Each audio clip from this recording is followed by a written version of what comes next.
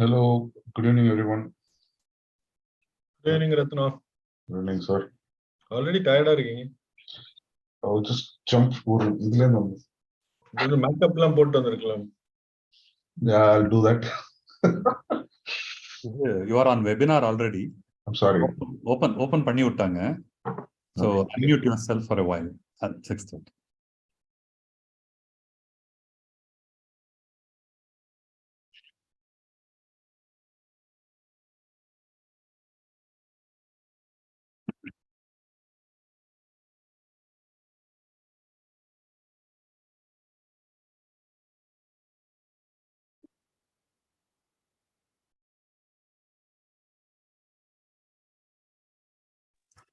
Ravi, how many participants so far? We're already on the air, madam. We have 100 plus right now. Wow.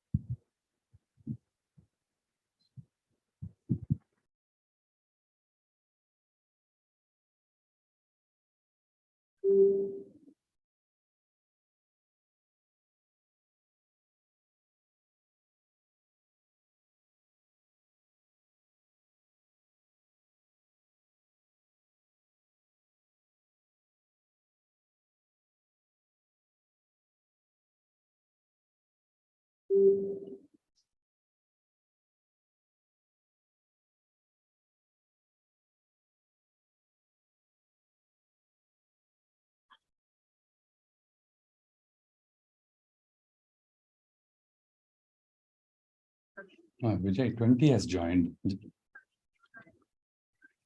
Yeah.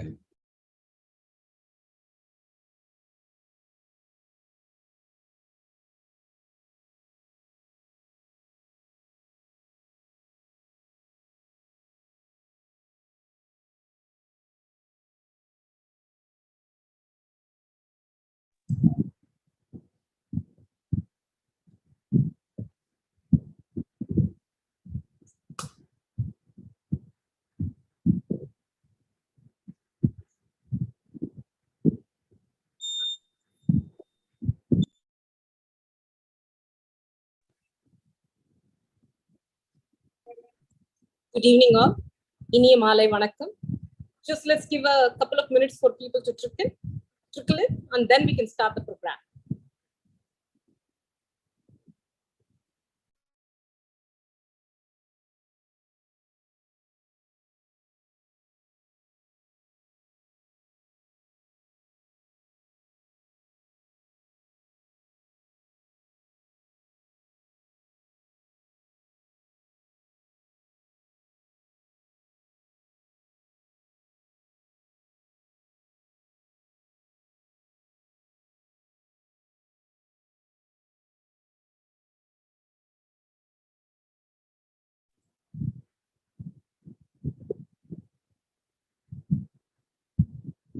Ravi, Ratna, can we start?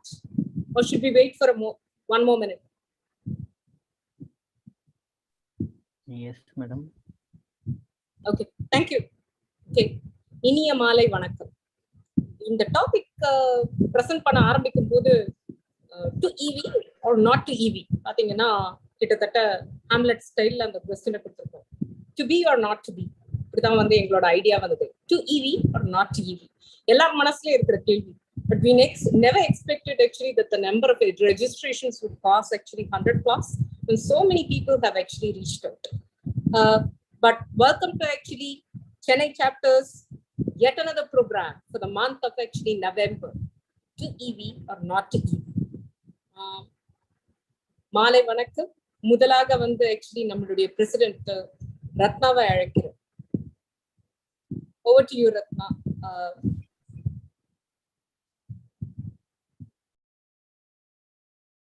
Okay, thank you.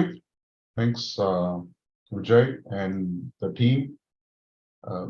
So I just have one message. First, I'd like to welcome everyone to this webinar on EV, and I think the team will take care of it. So my part is we had one Vivekanandan sir who was with our EC executive committee for a while, and he passed away a week back. So we just wanted to honor him in this webinar. We didn't get a chance. So about him, he was a huge pillar of support to the EC team and had such a passion for mentoring the young alumni. Truly one of the kind person, and he'll be irreplaceable. His involvement in the chapter activities is unparalleled with enthusiasm and innovative ideas. He was very close to us. He was instrumental in forming the mentoring committee of the Chennai chapter, which has been quite successful, and which guided lots of younger alumni in terms of getting their career path. I'm sure many of you would remember him. And we actually celebrate the days that he spent with us. He also impacted most of the alumni by giving better career options to them. He was also involved in the preparation of bylaws, and he would be the go-to person in terms of any legal advices. And also he was involved in in getting the Alumni Business Council that's currently being run by Mr. Pani sir. He was involved in coining this term ABC, Alumni Business Council, and was always enthusiastic, supportive to the team. And his wealth of knowledge about the chapter protocol, regulations, has helped us to build this association professionally, and with from the formative years. So we'll definitely miss him. He's a prolific writer in both English and Tamil. This is the best of what we could give back to him. He would always be a very positive person, and we would definitely miss his experienced advice, mature guidance, and mentoring. So yeah, that's about him. And over to Vijay. We could continue with the event. Thank you. Thank you, Ratna. Thank you for paying that homage to Vivekanandan sir. எங்க அப்பாவோட ஆபிச்சுரியில நான் வருஷம் எழுதுற ஒரே ஒரு விஷயம், it is just not with sadness that he has passed, but with happiness that he was able to spend some time with us.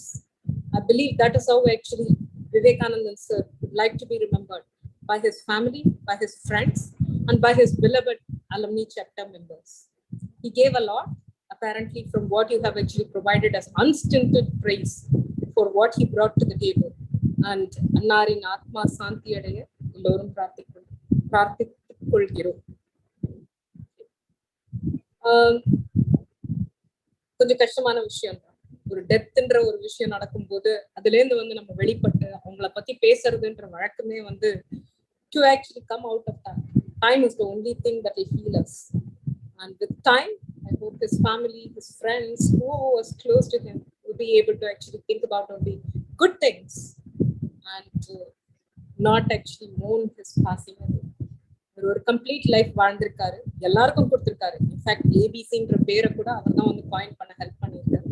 அந்த அளவுக்கு வந்து ரொம்ப கிரியேட்டிவா, ரொம்ப ஆக்டிவா இருந்திருக்கிறவர். And a lot of you would have known him, and I hope time heals. And with that, as usual, we have an agenda for the day, and I have to actually move on. I will request actually Ravi, who is part of our ubiquitous chapter presence, to play our Chennai chapter video. Over to you, Ravi.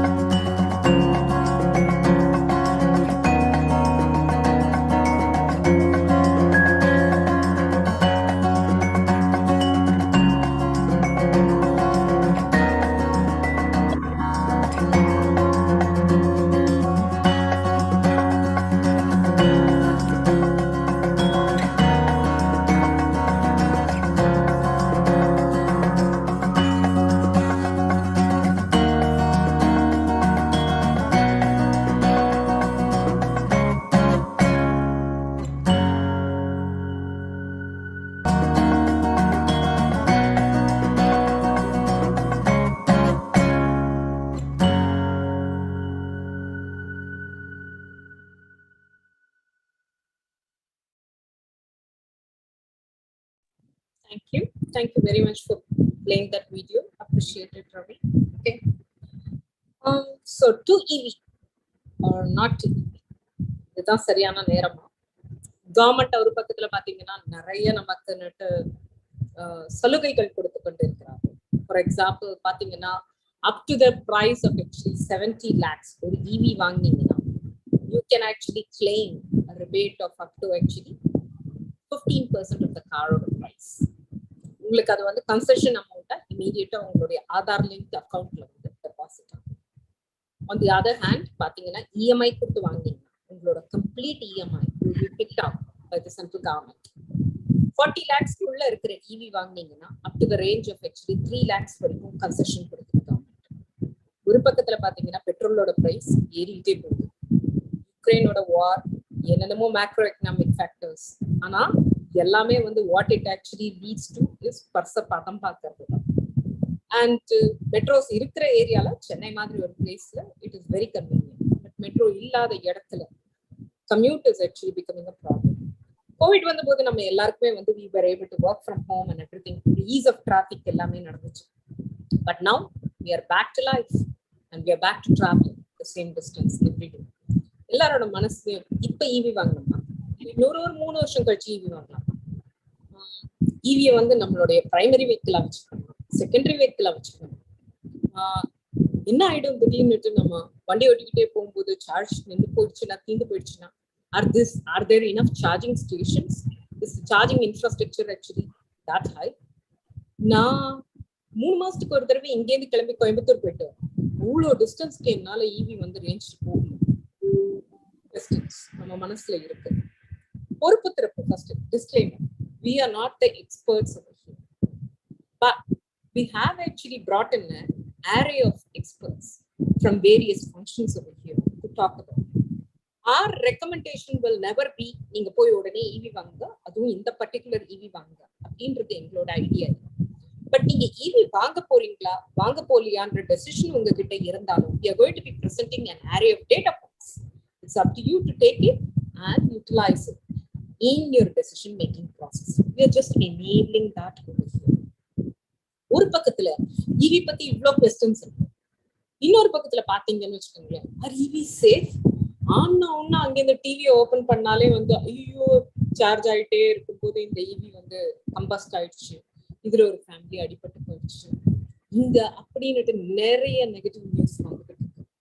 So இங்க ஒரு array of experts நம்ம கொண்டு வந்திருக்கோம். I'm going to be introducing the first array expert from there, who is Venkat Ranga. Venkat Ranga is from Ashok Leyland. And Venkat, you can actually, if you can come on screen and everything, yes.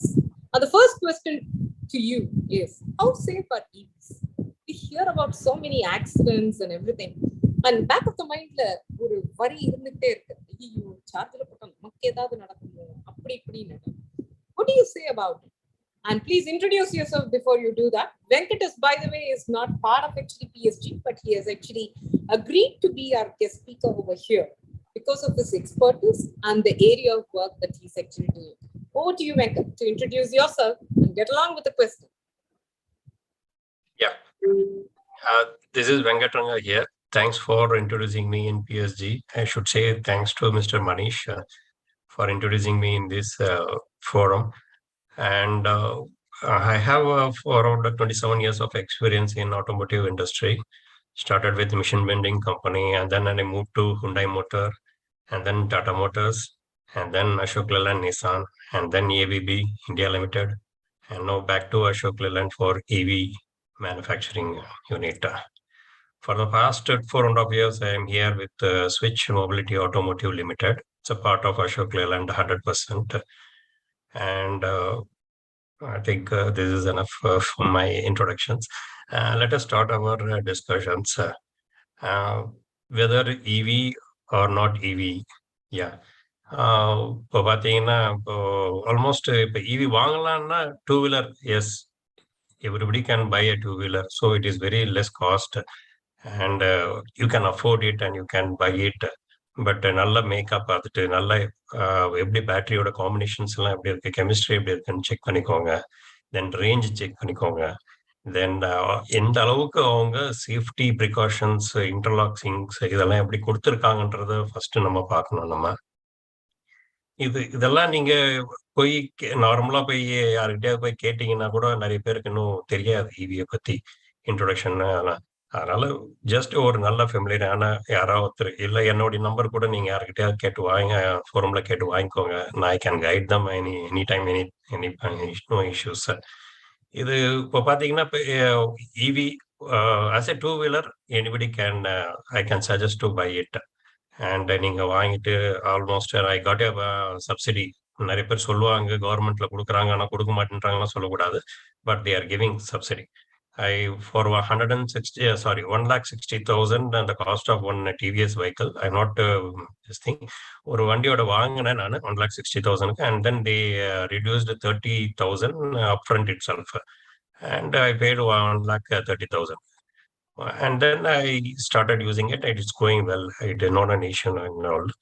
And then if you go for next level of car level, or at least you have to be it should be a second car, it should be a second car for daily commute peoples. And daily நீங்க வண்டி எடுக்கிறதா இருந்தால் நீங்க வந்து ஒரு 100 kilometre நான் கண்டிப்பா ஓட்டுவேன், இது எனக்கு டெய்லி கண்டிப்பா தேவை அப்படின்னா தாராளமா வாங்குங்க, ஒன்றும் இஷ்யூவே கிடையாது.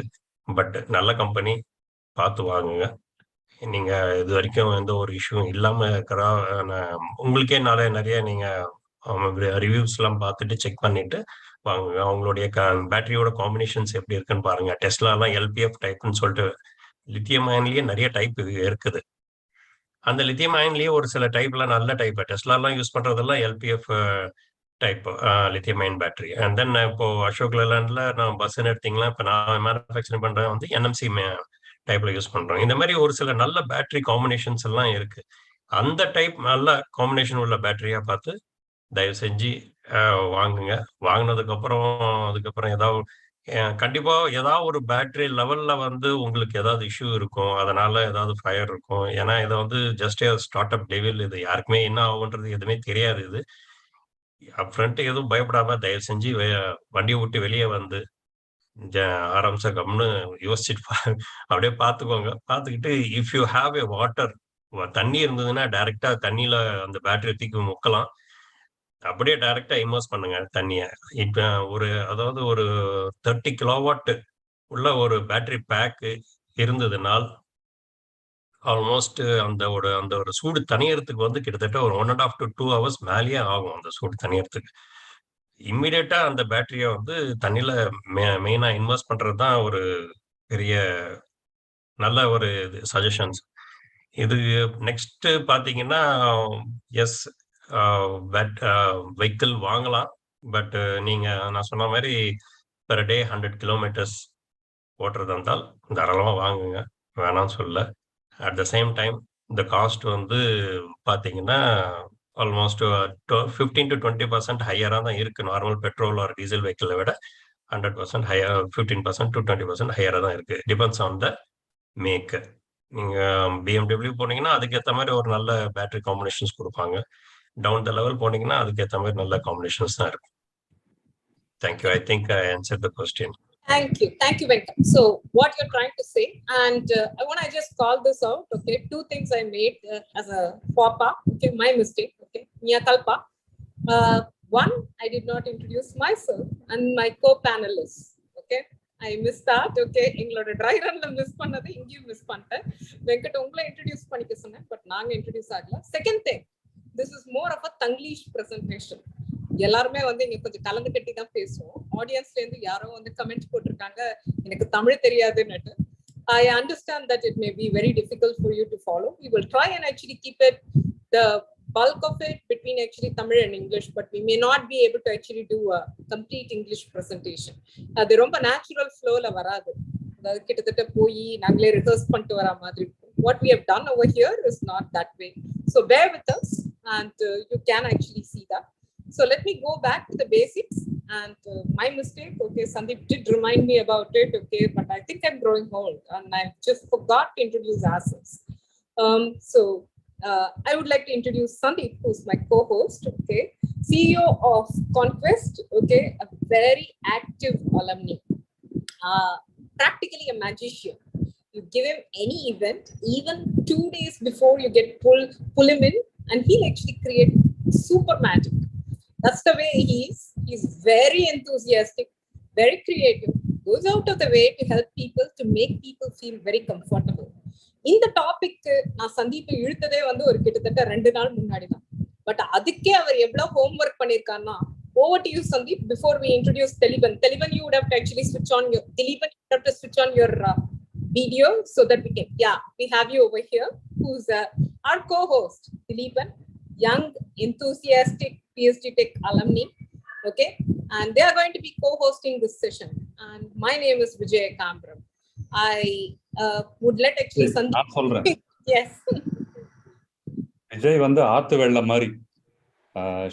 She can just rush and go through. அதனால அது விஜயை கண்ட்ரோல் பண்றதுக்கு நான் வேணும்னு நினைக்கிறேன். இப்போ ஒரு கண்ட்ரோலிங் ஏதாவது ஒரு ஆப்ஷன்ஸ் வச்சுட்டு. And of course, Vijay நிறைய பேருக்கு தெரிஞ்சிருக்கும், especially after the AGM, whoever has attended. Even otherwise, you would have heard a lot. I knew her for the last 1 year, and of course, co-hosting a few events there. She is a 1993 ECE. First time நான் கரெக்டா சொல்றேன் அவங்களுடைய batch. ECE passed out, and Verizonல she's driving networking system. That's a small word, but she's doing multiple activities there. So Vijay is Solavanda. It's dynamic, absolutely outlandish in certain areas. அவங்கள வந்து அதான் சொல்றேன், she can go with the flow in any topic with her very, very good language and the vocabulary that associated with it. English, Tamil, எதுவா இருந்தாலும் she can do well, and I'm very happy to be there with Vijay. And of course, Dilipan, just a few words about him. நான் இவரோட ரொம்ப deal பண்ணது கிடையாது, ஒரு தடவை ஃபோன்ல தான் பேசி விஷ் பண்ணியிருக்கிறேன். இஃப் யூ சி, எனக்கும் அவருக்கும் பார்த்தீங்கன்னா ஜென்ரேஷன் கேப் தெரியும். அவரு ஃபுல்லா முடியோட இருக்காரு, இங்க ஒண்ணுமே இல்லாம கொஞ்சம் கொஞ்சமா போயிட்டு உட்கார்ந்துருக்கிறோம். So this is how it happens. But that's a Chennai chapter. We have variety of people with variety of characteristics and colors, but then we are so united with alumni, giving our level best in every event what we can. And today we are on to this EV, thanks to Vijay. இந்த பழைய இதுல வந்துங்க, பழங்காலத்துல இந்த பாக்யராஜ் படத்துல வரும், நிறைய காட்டிட்டு கொஞ்சம் படம் ஓட்டிட்டு அதுக்கப்புறம் story, screenplay, dialogue, direction Bhagyaraj. அந்த மாதிரி ஒரு ஈவெண்ட் எல்லாம் ஆரம்பிச்சுட்டு then we start saying who we are and all that. So அந்த மாதிரி இன்ஃபேக்ட் இந்த ப்ரோக்ராம் வந்து the idea started from Vijay. So she's like that, story, screenplay, dialogue, direction, photography by Vijay Kambramne sollalam. In fact, we all enjoyed any interaction with her. It's always a learning, and that's how Vijay is. Dilipan is in the Cubs of Chennai chapter on start pannom. Adula Dilipan is the key person who is playing a role there. It's basically for younger people who passed out from PSG Tech.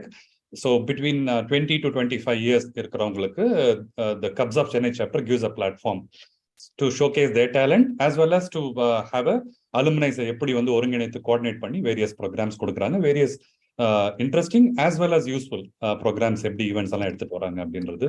So Dilipan is playing a key role. He has given a very good roadmap. Wish you all the best, Dilipan. Thank you, sir. ஒரே ஒரு correction இங்க நான் சொல்லியே ஆகணும். அவரோட spelling வந்து தெலிபன் வச்சிருக்காரு, ஆனா அவரோட பேர் ரொம்ப அழகான பேர், திலீபன். ஓகேவா? நானும் ஒவ்வொரு தடவையும் கரெக்ட் பண்ணிக்க ட்ரை பண்ணுவேன், ஆனா சமயத்துல நானும் தெலிபன் சொல்லிடுறேன். திலீபன் ரொம்ப அழகான பேர், தமிழ் பேரு.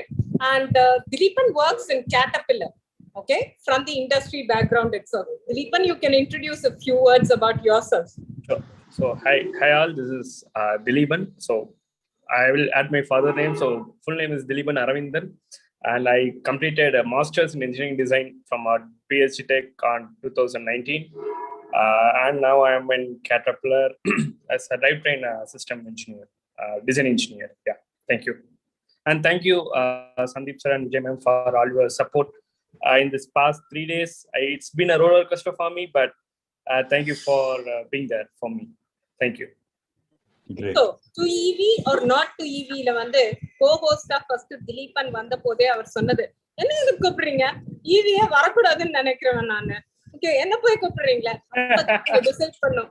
நீதான்ப்பா சரியான ஆளு இங்க வந்து பேசுறதுக்கு, குவெஸ்டின் போடுறதுக்கு. ஈவி வரக்கூடாதுன்னு நினைக்கிறவங்க கரெக்டா குவெஸ்டின் கேட்டாதான் ஈவி வரணும்னு நினைக்கிறவங்களை வச்சு பேச வைக்க முடியும். அப்படி உள்ள வந்தவர் தான் திலீபன். ஓகேவா? So Mia Kalpa again. I missed the introduction, but we have done our introduction. So before we go into the second question, நான் சொன்னேன் இல்லையா, சந்தீப் ஒரு மெஜிஷியன். இந்த ஹாரி பாட்டர்ல வர்ற ரேஞ்சுக்கு கையில ஒரு எல்டர் வாண்ட வச்சுட்டு இப்படி கை காட்டி ஆப்ரகாடாப்ரா அப்படின்னு சொல்ற மாதிரி போய் ஒரு வீடியோ ஒன்னு எடுத்துட்டு வந்திருக்காரு. That video is from actually EV industry expert itself, who also happens to be a PSG Tech alumni chapter member, who's our own junior from the year, I don't know, I'll let actually Sandeep say about it and play that video. Thanks Vijay. In the EV program அப்படின்னு சொன்ன உடனே say the best way is to look at the ground level. ஒன்னு customer or the market, இன்னொன்னு வந்து how does it get manufactured, and India is a manufacturing hub. இது ஒரு 2 days குள்ள பார்க்கும்போது I understood that just in Coimbatore and surrounding area, எனக்கு தெரிஞ்சே இப்போ there are more than 10 EV manufacturing companies. இனி எவ்வளவு இருக்குன்னு தெரியல. Babu was telling that there are around 200 in India as such, but Coimbatore itself has got a heavy population of this EV vehicle manufacturers, especially two-wheelers. Ampere, of course, everybody would have known. A lady entrepreneur was steering it. Even now, she is doing it. And it's been already a decade-old company, or maybe more than that. And it has all mushroomed, which also brings in the question of safety, which, of course, Lokesh and Venkatranga started answering that. So, basically, அப்படி தேடிட்டு இருக்கும்போது ஒரு manufacturer தேடிட்டு இருக்கும்போது we found out that one of the person who manufactures this in Coimbatore is actually a PSG alumni. And what I did was, நான் இது வரைக்கும் 2-wheeler ஓட்டி ரொம்ப நாள் ஆச்சு. ஸோ ஐ ஜஸ்ட் தாட் இந்த கம்பெனிக்கு போனேன், பார்த்தா எக்கச்சக்கமான 2-wheeler மாடல்ஸ் ஈவியில் பார்த்ததே இல்லை இது வரைக்கும். So many sizes, shapes and capacities, range as well. And so what I did was I tried riding a 2-wheeler. பார்த்தேன், it has been really fantastic to ride a EV scooter. போகும்போது noiseless, good pickup, good speed, of course range is less. So this is what is my experience within a short time. I kind of asked Arshad, the person is the 2006 our pass out from PSG. I asked him whether is it possible for him to give a quick soundbite so that it provides a kind of a context for the webinar. He immediately agreed. I was traveling to Chennai from Coimbatore. I had only 5 minutes or so time with him. He really obliged, and we were able to get on, a few sound bites from the manufacturing point of view. I'll play that video now.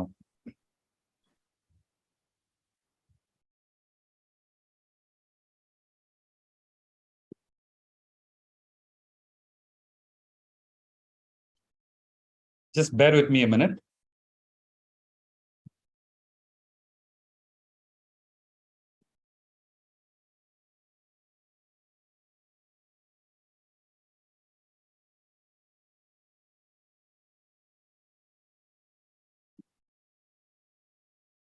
Sorry, Vijay, just one nimsham. Meanwhile, we will take down the questions that are present in Q&A panel. We will come back to Arshad. Very accidentally, I came across Arshad yesterday, and he's incidentally from PSG, and he's a 2006 pass out.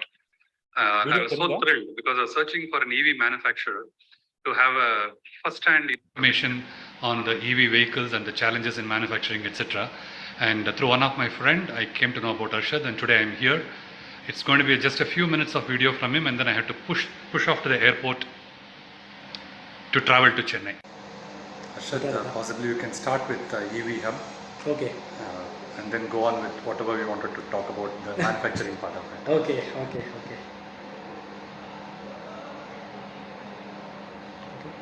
Hi, I'm Arshad. I'm the director of Future EV Private Limited, and our brand name is EV Hub. So in Coimbatore, we have 3 stores, and in across Tamil Nadu, we have around 20 stores as a EV Hub franchisee. Basically, we are selling multiple brands. they're manufactured from in India. And so after a long time, after 2 years, we are planning to launch our own brand. It's a delivery, it's a commercial model. Basically, we have a lot of challenges in manufacturing of EV product. So since the product is new to market, and the main challenge is that battery, and the battery technology is it's improving a lot, and day by day it is improving. So as of now, the improvement has almost completed by the manufacturer with government's compliance, and expected to get the compliance battery in couple of months. So the battery problems, whatever you had before, so those problem will not be there. So any field that particular problem will be coming, and the technology will be improved by the manufacturer. And secondary, the product is basically market wants the good product, like a premium segment. And previously when we launched the product, it is a very basic economic products. And now market is evolving day by day, and many manufacturers are coming up with good premium quality. So accordingly, we are also planning to launch the premium scooters, so that customer can use it as like a petrol vehicle, and also they get the good compatibility product. So that is the main agenda. And the challenges, if you ask for the challenges, and mainly the customer usage. So since the EV manufacturing is emerging, so customer usage, that is the main concern. So anyway, definitely I accept that the product should be capable to handle the customers if in case of any problem, or in case of mishandling. That also I agree. But however, as a user, we also need to take care. So how to charge? Battery, we all aware of that. Battery is the heart of the scooter, and for battery is concerned, we have a lot of good manufacturers in India.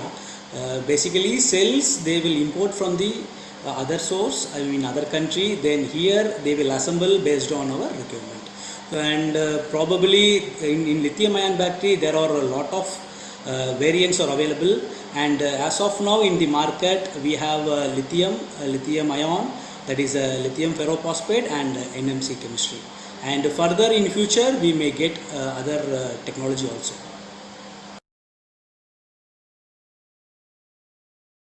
It's a small soundbite from him. Of course, he did share while we were just getting out of his showroom a lot of things, but the video the good data points from him about the penetration of EV, which he says around 5% on the two-wheeler market. And then on the skill level of the people, through the webinar today, we will also touch upon those subjects.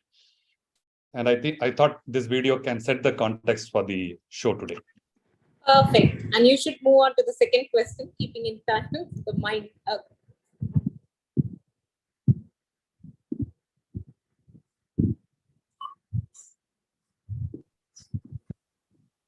The second question is directed towards actually Rajesh.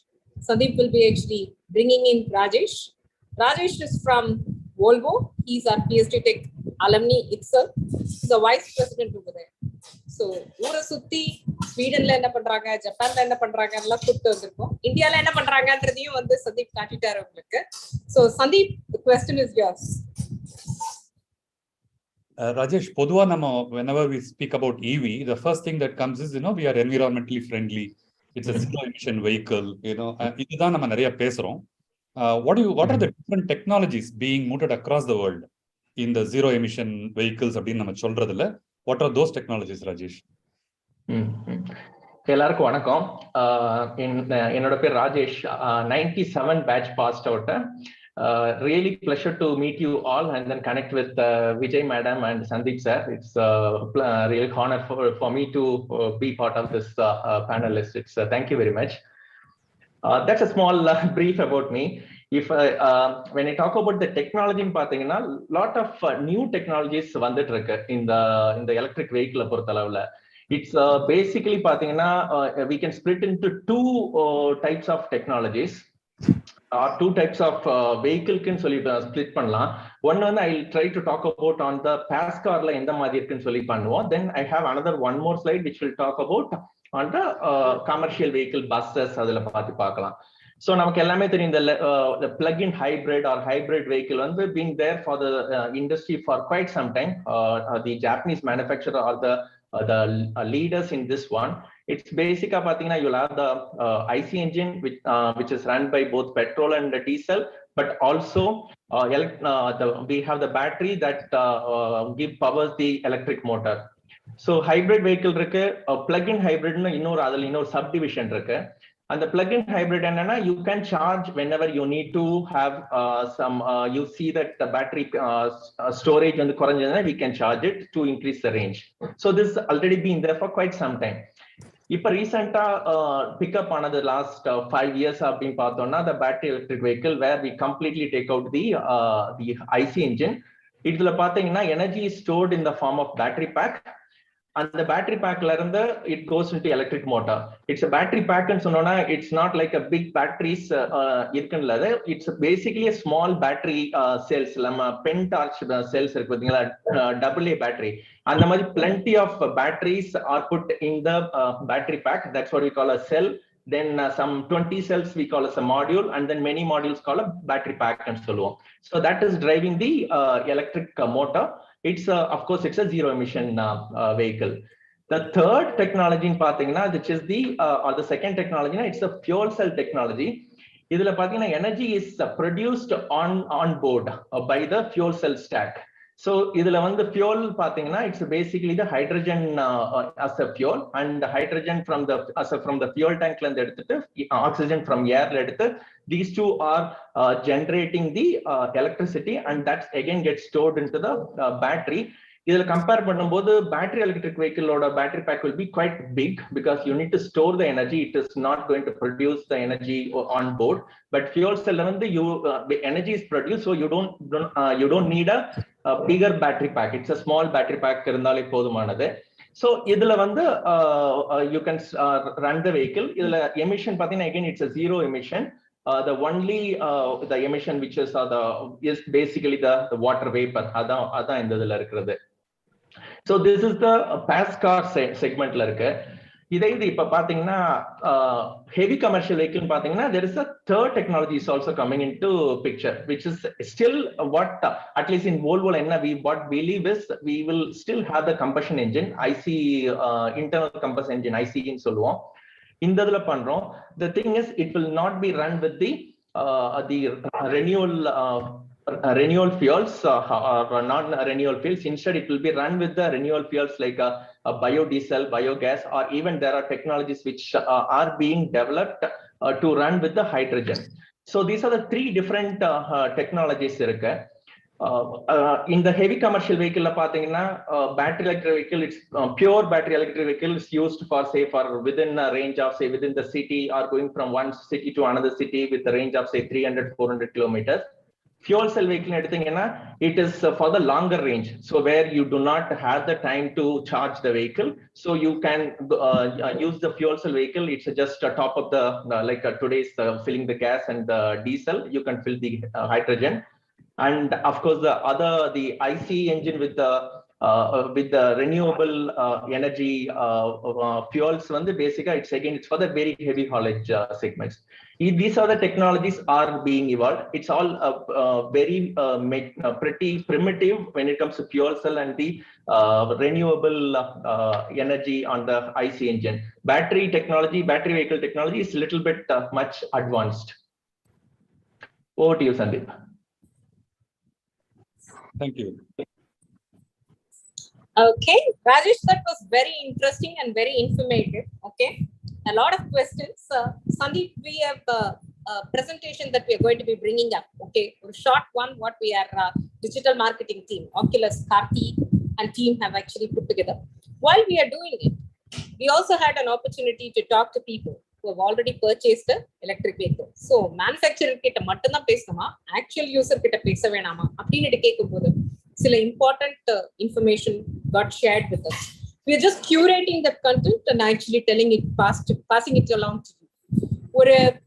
I spoke to a person who purchased actually a EV in 2017, one of the earliest adopters of EV. அப்ப பாத்தீங்கன்னா ரேவான்ற company கிட்ட இருந்து E2O அப்படின்ற vehicle வாங்கியிருக்காரு 8.5 lakhs. வாங்கின உடனே அவரோட கவர்மெண்ட்டுக்கு வந்து அவருக்கு கன்செஷன் வந்து 1 lakh கொடுத்துருக்கு. இன்னி வரைக்கும் அவர் இஎம்ஐ கட்டுறதுன்றது வந்து 100% covered under actually tax break. A different section is over there, not under your usual 80CCC or 80E or anything. Exclusive section, and he actually feels that it has worked out wonderful for him. Why did he buy that? இதுக்கு முன்னாடி he did not even have a two-wheeler. அவர் ஒரு cycle வச்சிருந்தாரு, சைக்கிள்ல இருந்து வந்து நேர காருக்கு மாறினவர், அதுவும் ஒரு electric வெஹிக்கிள்ல. Why did he do that? He was working in Mahindra at that point of time, which is in Mahindra World City, and he had to commute actually 25 kilometers per way. On a daily basis, he had to go to office. அவருக்கு work from home என்ற ஃபெசிலிட்டிலாம் அப்ப கிடையாது. பாத்தீங்கன்னா கிட்டத்தட்ட 50 kilometre தான் travel பண்ணிக்கிட்டு இருப்பாரு. அவரோட பெட்ரோல் பில்லே வந்து use to be huge. And அதை தவிர்த்து வந்து அவருக்கு ஒவ்வொரு தடவையும் பொல்யூட்டிங் த என்விரான்மெண்ட்ன்ற எண்ணம் நிச்சயமா உண்டு. அதனாலேயே அவர் வந்து சைக்கிள் ஓட்டிக்கிட்டே இருந்தவர் வீட்டு பக்கத்துல கார் வாங்கணும்ன்ற ஒரு லெவலுக்கு வந்த உடனே நேர ஈவி தான் வாங்கினார். இந்த ஈவில பாத்தீங்கன்னா அவர் கொடுத்த இன்ஃபர்மேஷன் சில விஷயம். per year அவரோட சர்வீஸ் காஸ்ட்ன்றது வந்து 10,000 கிலோமீட்டர்ஸ்க்கு ஒரு தடவை அவர் சர்வீஸ் பண்ணிக்கிட்டு இருக்காரு. It has never exceeded 800 to 1,000 rupees per year. அவ்வளவுதான் அவரோட சர்வீஸ் சார்ஜ். அவருடைய start of the vehicle purchase பண்ணும்போது 17,000 rupees இன்சூரன்ஸ் பே பண்ணிக்கிட்டு இருந்தார் per yearக்கு. பாத்தீங்கன்னா வண்டி டிப்ரிஷியேட் ஆனதுனால இப்ப 13,000 years பே பண்றாரு. His battery, what was promised to him, by the way, as soon as he purchased that vehicle E2O, Mahindra took it over. Mahindra purchased actually Rava Kitende E2O. Now E2O is actually Mahindra's flagship product. They are also working another car which they will be releasing, a pure electric vehicle next year. Battery was given with 5 years of warranty. இது வரைக்கும் ஒரு பிரச்சனையும் கிடையாது. அவர் வாங்குனதுன்றது வந்து fast charging model கிடையாது, regular charging model தான். 100 கிலோமீட்டர்ஸ்க்கு charge பண்றதுக்கு 4 hours time எடுக்குது அவருக்கு. அவர் வீட்டுல சார்ஜே பண்ணதில்ல, வெளி ஸ்டேஷன்லயும் சார்ஜ் பண்ணதில்ல. மஹிந்திரா மாதிரி கம்பெனி எல்லாம் வந்து ஏற்கனவே சார்ஜிங் அவுட்லெட்ஸ் கொடுத்துருக்காங்க. And with the promise that 30% of that charge is coming in from renewable source of energy. இப்ப நமக்கு எல்லாருக்கும் ஒரு கொஸ்டின் இருக்கு இல்லையா, நான் எலக்ட்ரிக் வெஹிக்கிள்க்கு மாறிட்டேன்னா மட்டும் நான் வந்து என்ன ஜீரோ எமிஷனுக்கு கொடுத்துட போறேன்னா, கரண்ட் எங்க இருந்து வருது? திருப்பி நீலகிரியில இருந்து வந்து நிலக்கரியில இருந்து தானே அது வருது. So how am I really contributing towards reduction of environmental pollution? Companies like Mahindra, companies like actually L&T, we came across a picture where actually Febin shared that there are charging points that are available. These companies are investing their time, efforts in renewable energy installations. And they are promising that they will bring down the emission and they will take in actually replenishable sources of energy, then they will tap into it. It may not be 100% actually viable, but at least 30% you're polluting less to the environment. It takes about actually 4 hours for him to charge and go up to a distance of 100 kilometers. The range that was promised to him is 110 kilometers. It is one of the earliest EVs that we are talking about. Now there are faster charging models where you can just charge for 40 minutes and you can go up to a range of actually 300 kilometers. There are the leader in this segment, of course, is Tata Nexon EV. And they have actually apps which show you actually charging infrastructure, which is the closest one. How soon should you actually get in over there? And to go to the destination that you would like to go, how much time do you need to invest in charging? We all have actually all this actually the fear at the back of our mind. Oh, what if my car drains out? Okay, what am I going to do? I'm going to be stranded. Am I going to get actually support over there? All those questions can be answered. To the person that I spoke, he said that the next model that he will invest in will also be an EV. And the cost that he is actually computing is per kilometer, he is actually incurring a cost of only 60 paise. That's what the math tells him. And the kind of actually services, it's been actually pretty cool experience. He has actually had only 2 repairs so far. One was his AC condenser wasn't working. The second time there was an issue with the wiring that he had to get rewiring done. And both times the charges that were levied from the services front was very, very nominal. And he is absolutely happy with this product. He's so happy that he has actually managed to convince his cousin and his best friend also to buy actually EVs. That's the way that EV adoption is happening over here. Government push, word of mouth publicity, and more so. And over to you, actually, Sandeep. I was just keeping the seat warm so that you can actually present that, what we have. Sure.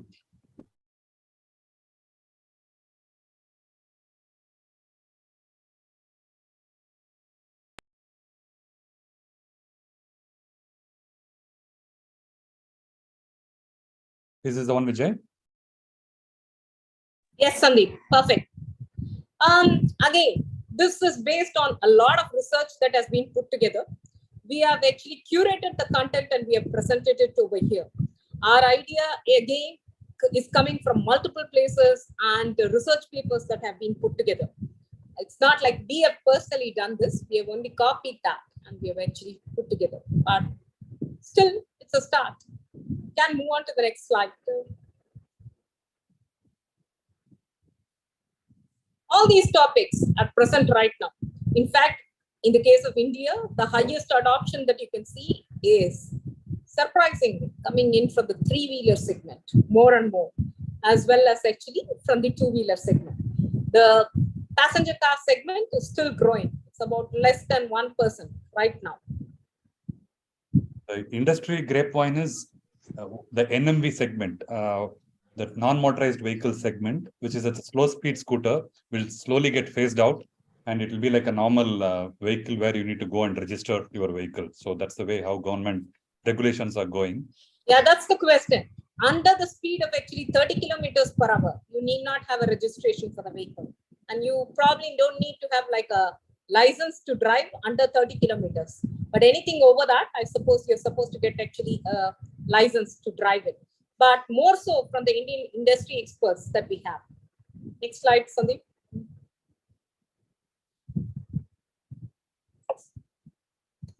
We have attempted to actually put together the information that is available from all these topics. Again, the same disclaimer. This may not be actually complete, but it's a starting point.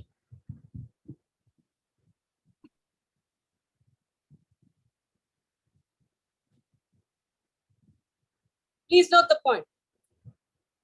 The two-wheelers account for the largest share of the EV market at 62%, followed by three-wheelers. And EV penetration in India is still growing. Of course, this is dated. This is like 2020. It's grown actually beyond that, and we are looking at it. But hybrids are also giving a tough fight. We have hybrids who have entered the market who seem to be actually touting we have the best of both breeds, both with respect to electricity as well as actually fossil fuel based. And you need not actually have that fear that you're going to be run ever out of fuel or you're not going to have actually services available if you were attempting a long distance travel. But we are going to be attempting all those questions. Are hybrids better or EV? Should we pivot into hybrid and then move into EV, or can we directly jump into an EV? Can the second car be an EV, or should the primary car itself be an EV? All those questions are going to get answered. Next one, actually, Sandeep. And yes, we have Rajesh who has actually put together a presentation on total cost of ownership with respect to EVs, hybrids, regular cars, all those things we'll be discussing. Pardon us for the bad print. We weren't able to get actually a better print over here, but this is where it is actually showing. One of the things is, if you looked at it, the first car that was manufactured by BMW was a two-seater. Then they went into actually four-seater. When they wanted more members of the family or a group of people to travel, then they actually went into minibus, and that's how it grew. In the case of actually electric vehicles, rather we are seeing a lopsided growth.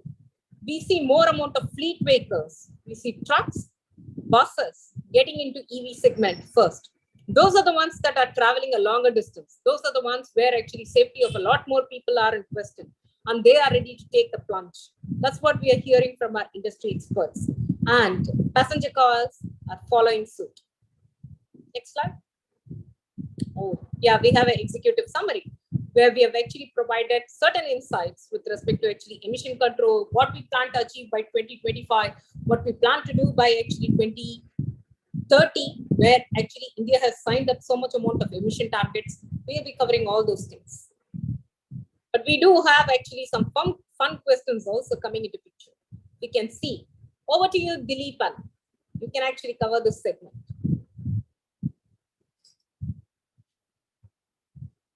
The amount of cars that we had at that point of time, what we have over here. Yeah. So this the right side, left side of the screen, you will see a book. So I would recommend those who have time, please go through the book. It will give the in detailed view on the electric vehicles. And so the pictures on the right side is the one you can see. The top one is took in 1900, so 1910, and the bottom one is 1913, as you see over there. So you can see how the transition where happened over that time, like from the horse and cart carriages to IC engines. So like we are in the same time frame, I would say, like history repeats itself. So we are in the same time frame. So we are trying to move from internal combustion engine to the electric vehicle. So, and we have two fun questions. So those, so just to start up to the fun question. So like, how many of you think the electric vehicle is a new technology that we are coming up with? So please give that in chat or somewhere so that we can see. So how many of you think the electric vehicle, the electric segment? In the Q&A section, everyone has access to the Q&A section, so you can look at it. Yeah. So how many of you think the electric technology, electric vehicle technology is new to our society?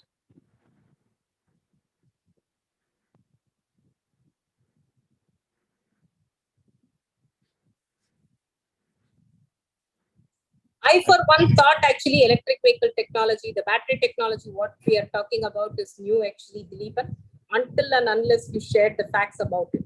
I didn't know. So I'll be very honest, I'll be a taker.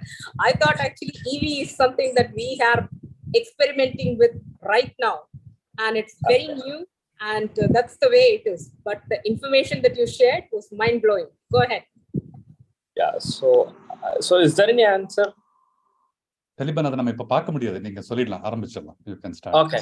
So as you see in yes, like it was there from 1800s. So first in our society we had horse carriages as our transport system.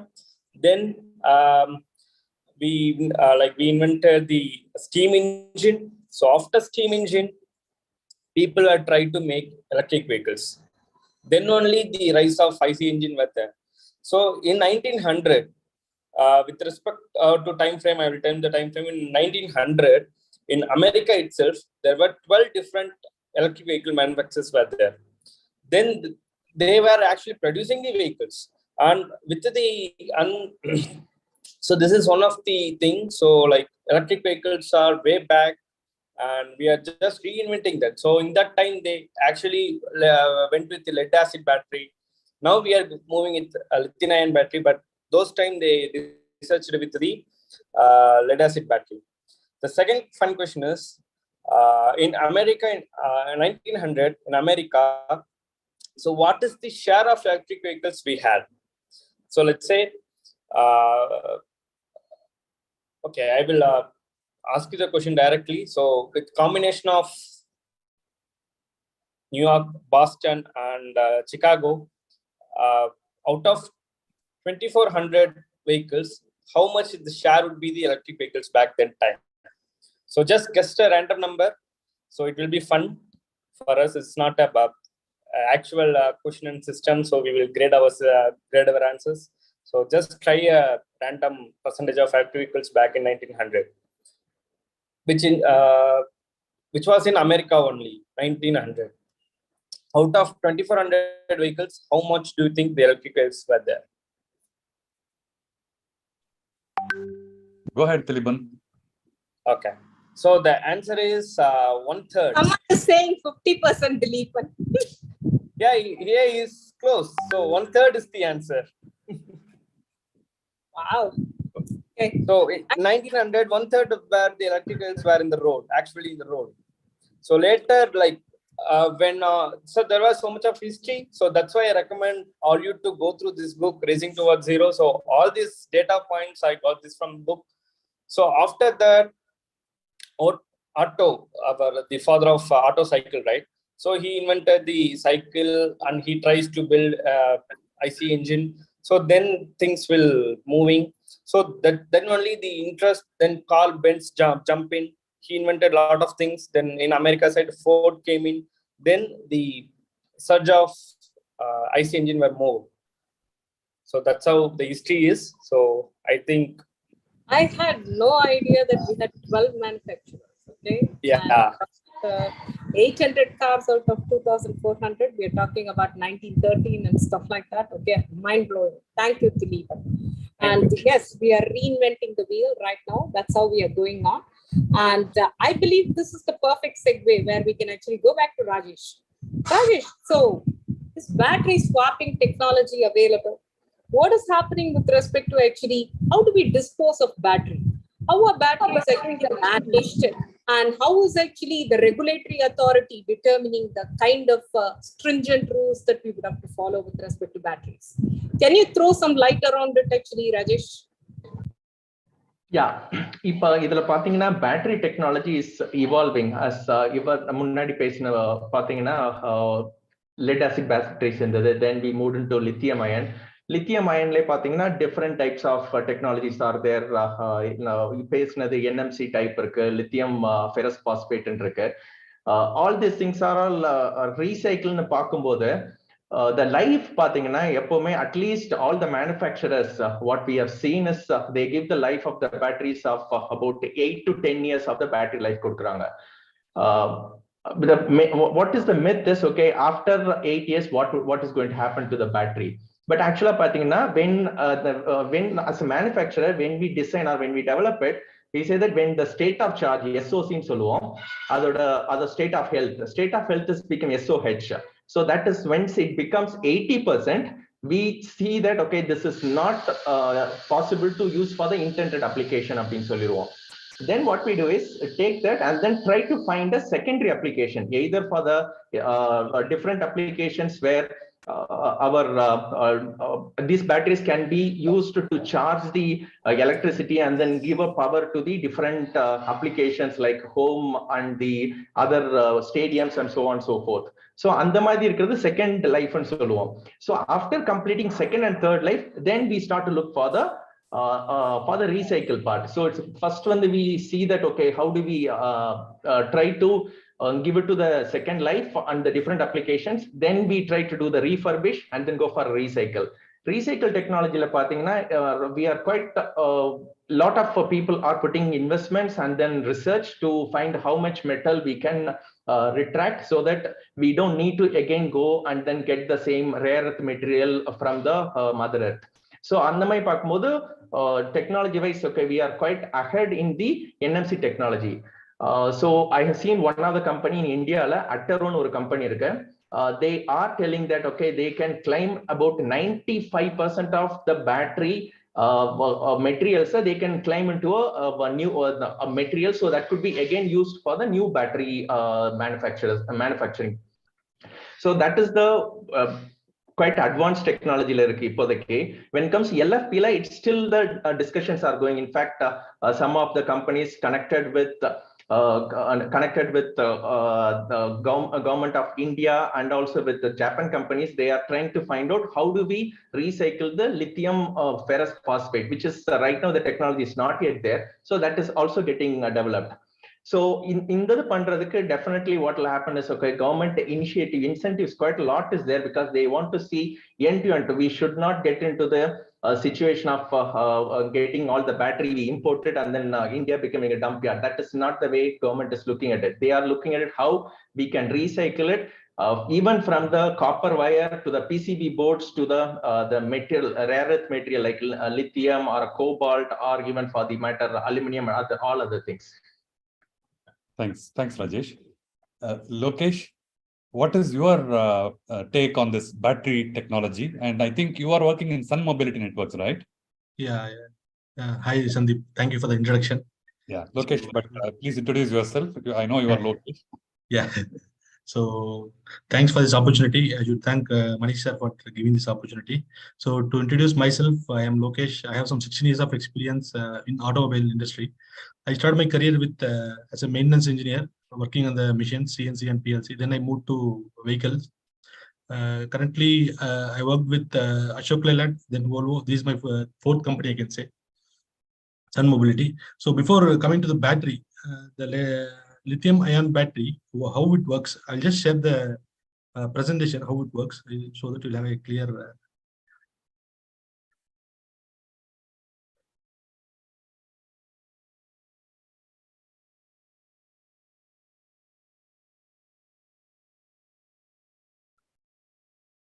Whether this is visible?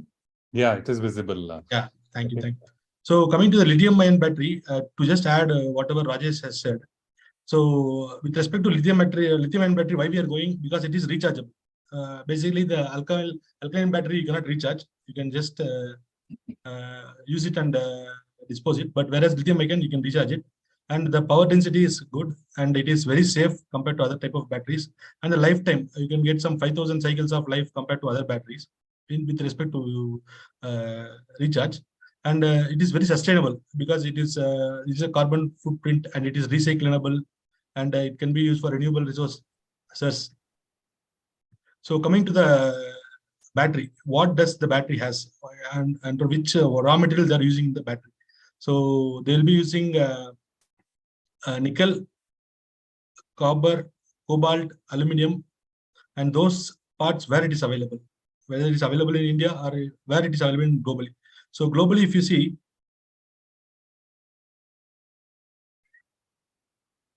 so most of the graphite, it is available in China, is a leader in graphite. When you come to nickel, it is available in Congo. Then lithium, it is available in South America and Australia. See, this is one of the reasons why our batteries are costlier. We don't have raw material in India. We should import all the raw material, and we should manufacture it. And currently, we are getting the batteries fully manufactured from China. So this is also one reason why we are importing and getting it costlier. Thanks, Lokesh. Is that the reason why it is expensive as well? Because we have to import every raw material. Yes. Coming to the demand, how it will be. So if you see the demand, currently the demand is less because the number of vehicles are more. But if you see the next 8 years, the demand will be more on this passenger transportation, where our EVs will be pitched in. And this is how they manufacture the battery. They will take the raw material from the various locations, and they will manufacture it, and the cell is prepared, and they will, you can see, this is one kind of cell. I think if you can see my image, you can see this. This is a cell. This is removed from a battery. I will give a question to all the participants, whether this cell can operate a car. Yes or no? I'll just add the answer at the end. So this is how we manufacture, and we will just club the cells with respect to the volume of the battery.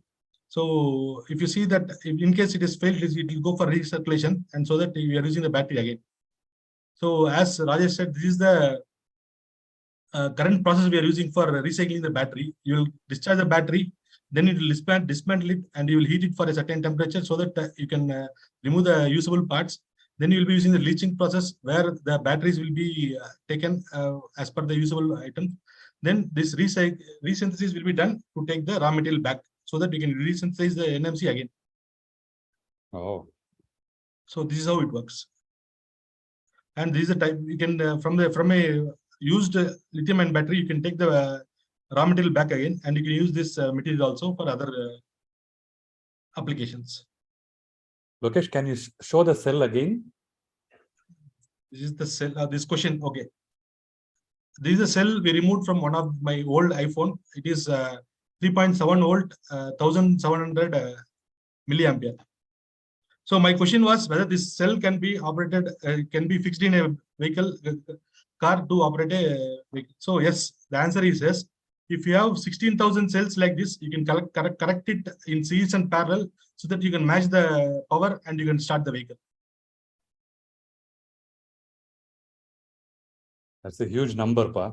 Yeah. I thought you were going to do a magic by making one cell, run a car or a No, scooter. no, no. You can run with this cell, you can run the toy car, not the real car. Okay. Thanks, Lokesh. Thank you. Hey, Well, Lokesh is also not a PSG Tech alumni. We should allow him to actually introduce himself more. Lokesh, if you can say actually more about yourself and how Sun Mobility is contributing towards EV, it will actually be very relevant to our audience. Yes, yes. So coming to Sun Mobility, we are into swap technology. So here the vehicles, in a vehicle, 60% of cost goes to the battery. So when you come to Sun Mobility technology, we'll give battery as a service. You need not to buy the battery. You just buy the vehicle from the manufacturer like OEM, and then come to us. We'll give the battery as a service. So once you come to us, you can swap the battery for every range. For example, if a three-wheeler operates for 50 kilometers, you can swap the battery. So that is how it works. For two-wheelers also, we are currently supporting two-wheelers and three-wheelers. And you can see the volume what you can forecast in next 3 years, basically. So this is where we will be having the huge volume in two-wheelers and three-wheelers, basically. E-rickshaw and e-auto comes as three-wheelers, and the two-wheelers will have 23x times of increment in volume. Great. Thank you. Thanks, Lokesh. Yeah, thank you. Okay, that segues into actually Prasanna Parthasarathy, our alumni, okay, from Japan. Japan Prasanna, over to you for a short introduction and how your company is involved in EV, as well as the question, what is the EV adoption status in Japan? Because it's usually the hotbed of technology. Japanese and Koreans are the first one to move to technology when it comes to actually going through phones, going through actually gadgets. Think about the best cars in the world. Okay, of course, German automakers are there, and Volvo Sweden and Sunday, even though you've been actually purchased by a Chinese company, I wouldn't forget that fact. Okay, but Japan has been at the forefront with Toyota and other companies bringing into the cusp auto making in a new level. So over to you, Prasanna. Can you actually tell us more about yourself as well as your company, how it is involved in? Yeah, thank you, everyone. Thank you, Vijay. Thank you, Sandeep. Lokesh, Rajesh, wonderful and insightful information. Thanks for sharing. So I'm basically from 93-97 batch production engineering from PSG Tech, part of the executive council of the Alumni Association too. So happy to join this panel. ஜப்பான்ல பொறுத்த வரைக்கும் லாகார்ட்னு சொல்ல முடியாது, லீடர்னு சொல்ல முடியாது.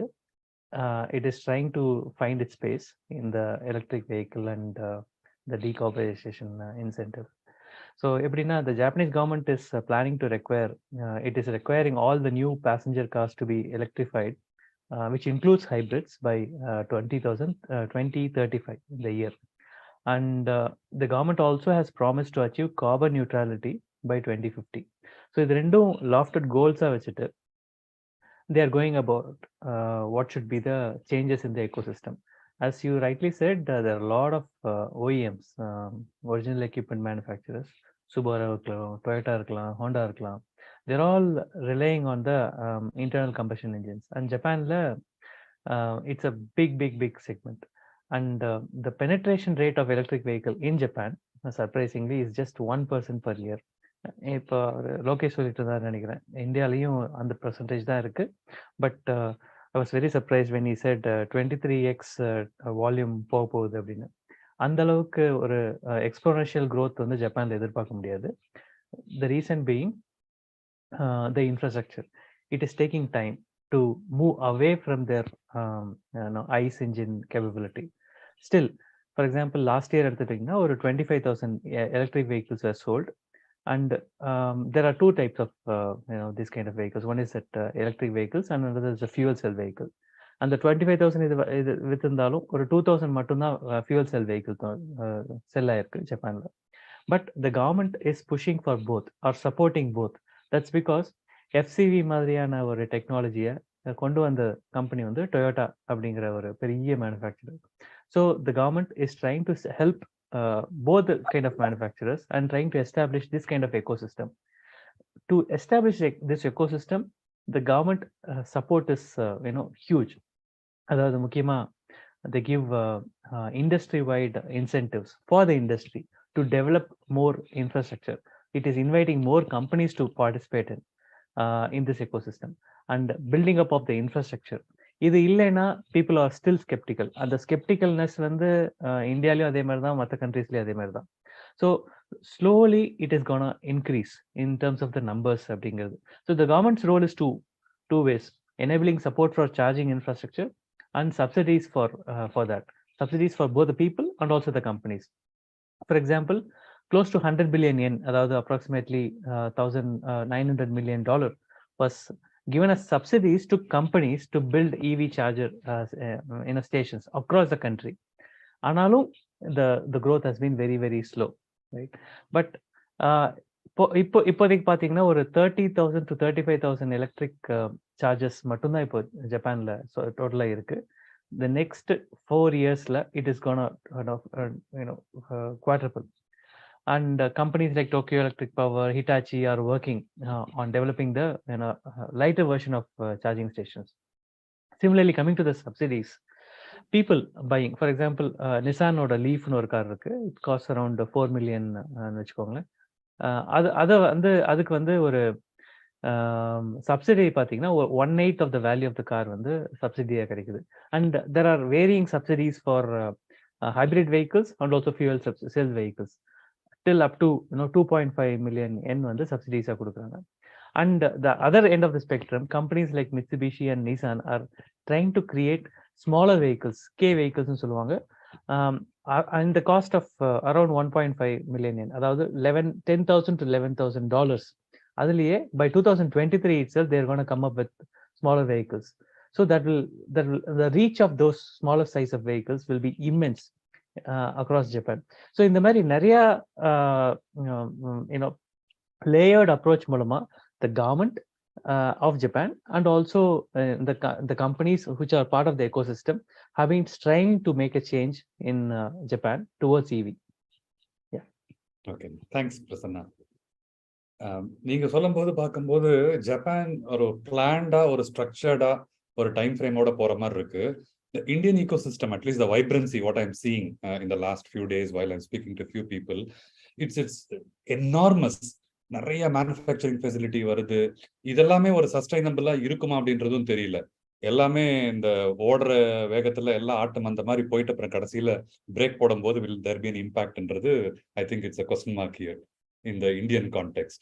That's where the role of government is very important. Right.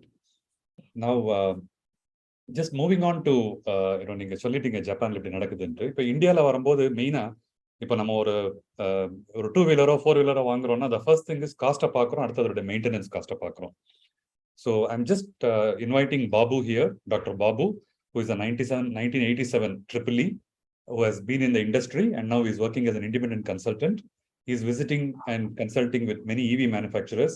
He'll be the right person to throw some light on the maintenance of these EV vehicles and how does it impact the sales or or the safety of it or related to the maintenance part. Over to you, Babu. Yeah, good evening, everyone. Thanks for adding me into the panel. Sandeep வந்து நிறைய மறந்துட்டார். I also belong to 87 batch, not 97 batch. 87 தான் சொன்னேன் நான். 97 தான் எனக்கு கேட்டுச்சு. So I also belongs to 87 batch EEE. So I have 34 years of experience where 6 years I spent in PhD Tech itself as a lecturer in electrical department. So a lecturer in சொல்றதுக்கு பதில் நான் வார்டனா இருந்தேன்னா நிறைய பேருக்கு தெரியும். So I have been locked as a warden for 4 years because sometimes people used to lock my door in the hostel between A and B blocks. So I am not able to find those people. Okay, so then I moved to industry. I worked only 3 companies: Lucas TVS, auto electrical manufacturer; IFB, I was running automotive motor manufacturing unit in Bangalore. Then I worked in China for 2 years in Johnson Electric, and he came back and started manufacturing Johnson Electric motors in India for 13 years. So after 2019, I left my regular job as becoming a consultant. So I found consulting job is easier in this age than managing P&L and deliveries on a daily basis. Sandeep, question I was expecting I will get that first question, but he has come to the second question. Maybe you want to conclude faster.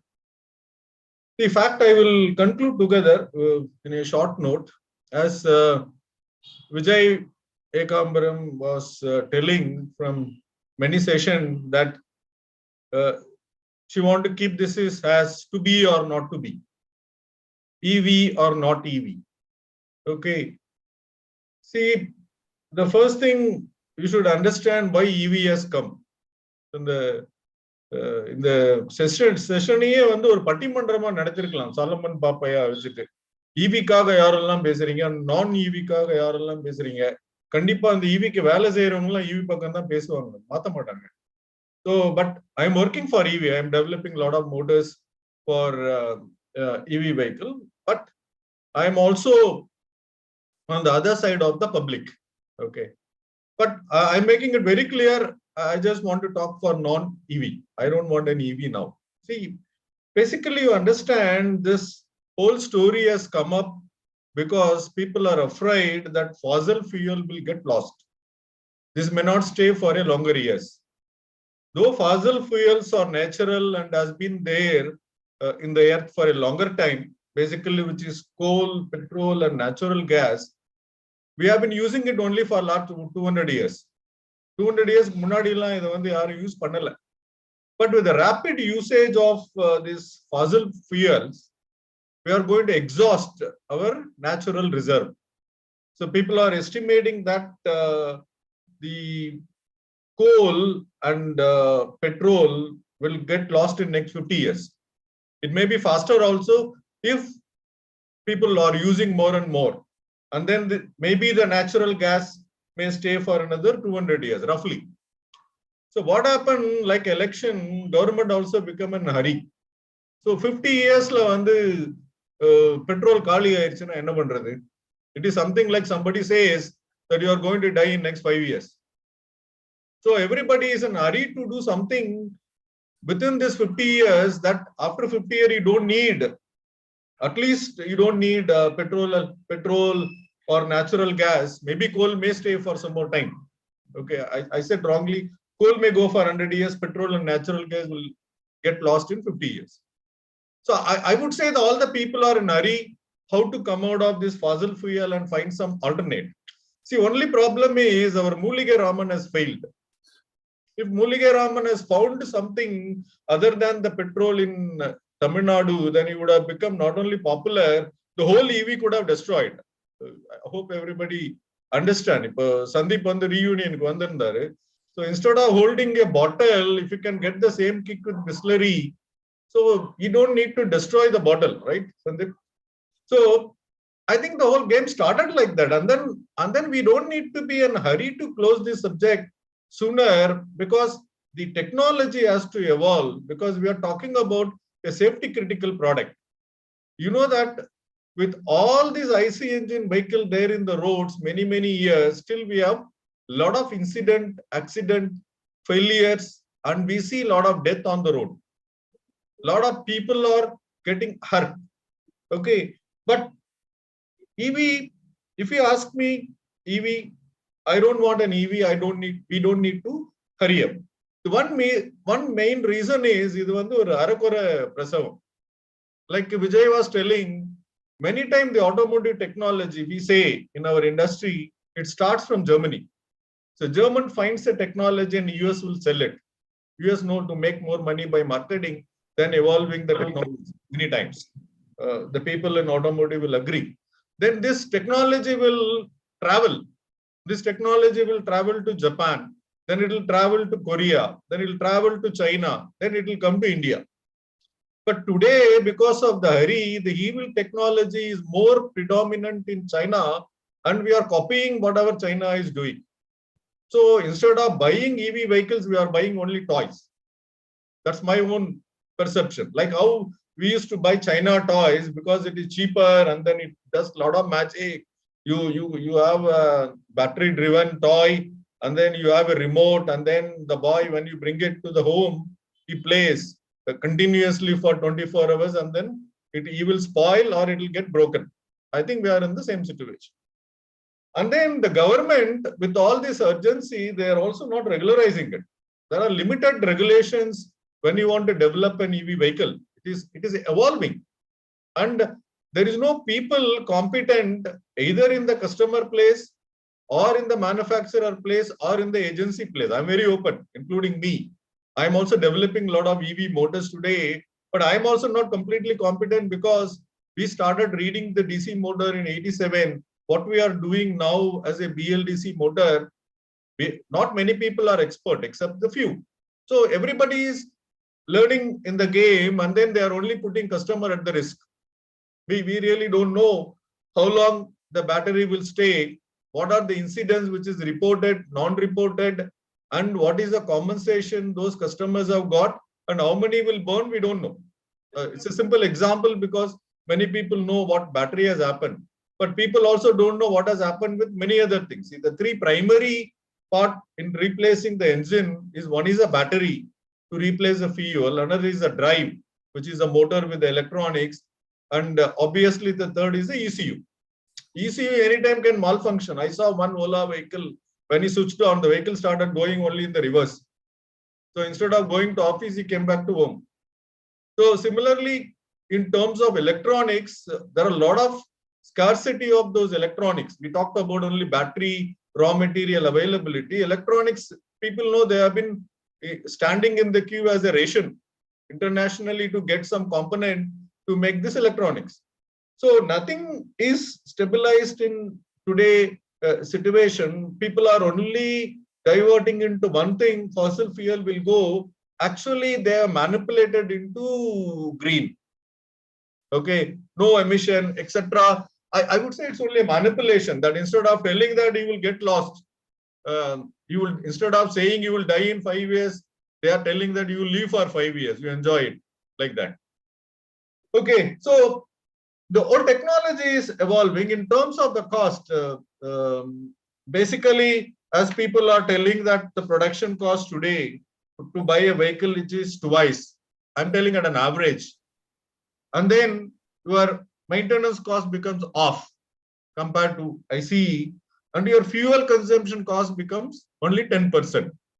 So 90% of the fuel cost you save, 50% of service cost you save, but you invest twice the original cost to buy a normal ICE engine to EV vehicle, and then you continue to pay your EMI and all these initial attractions what government gives in terms of the fame, discount, tax benefit, and etc.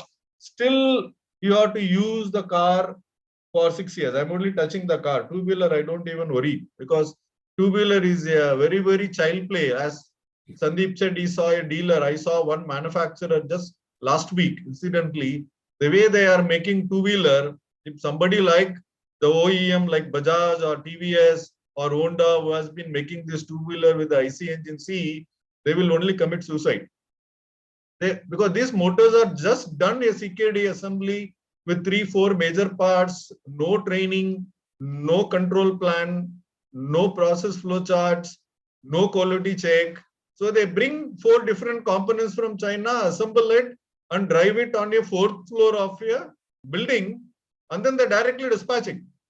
I never seen any testing track, no what do you call end of line test, running it. Somebody is putting green color, somebody is putting white color. I think the people in the automation, I mean, the automotive industry, they know how many paintings that we use. So if it is allowed to the individual, everybody will have dot mark in their face.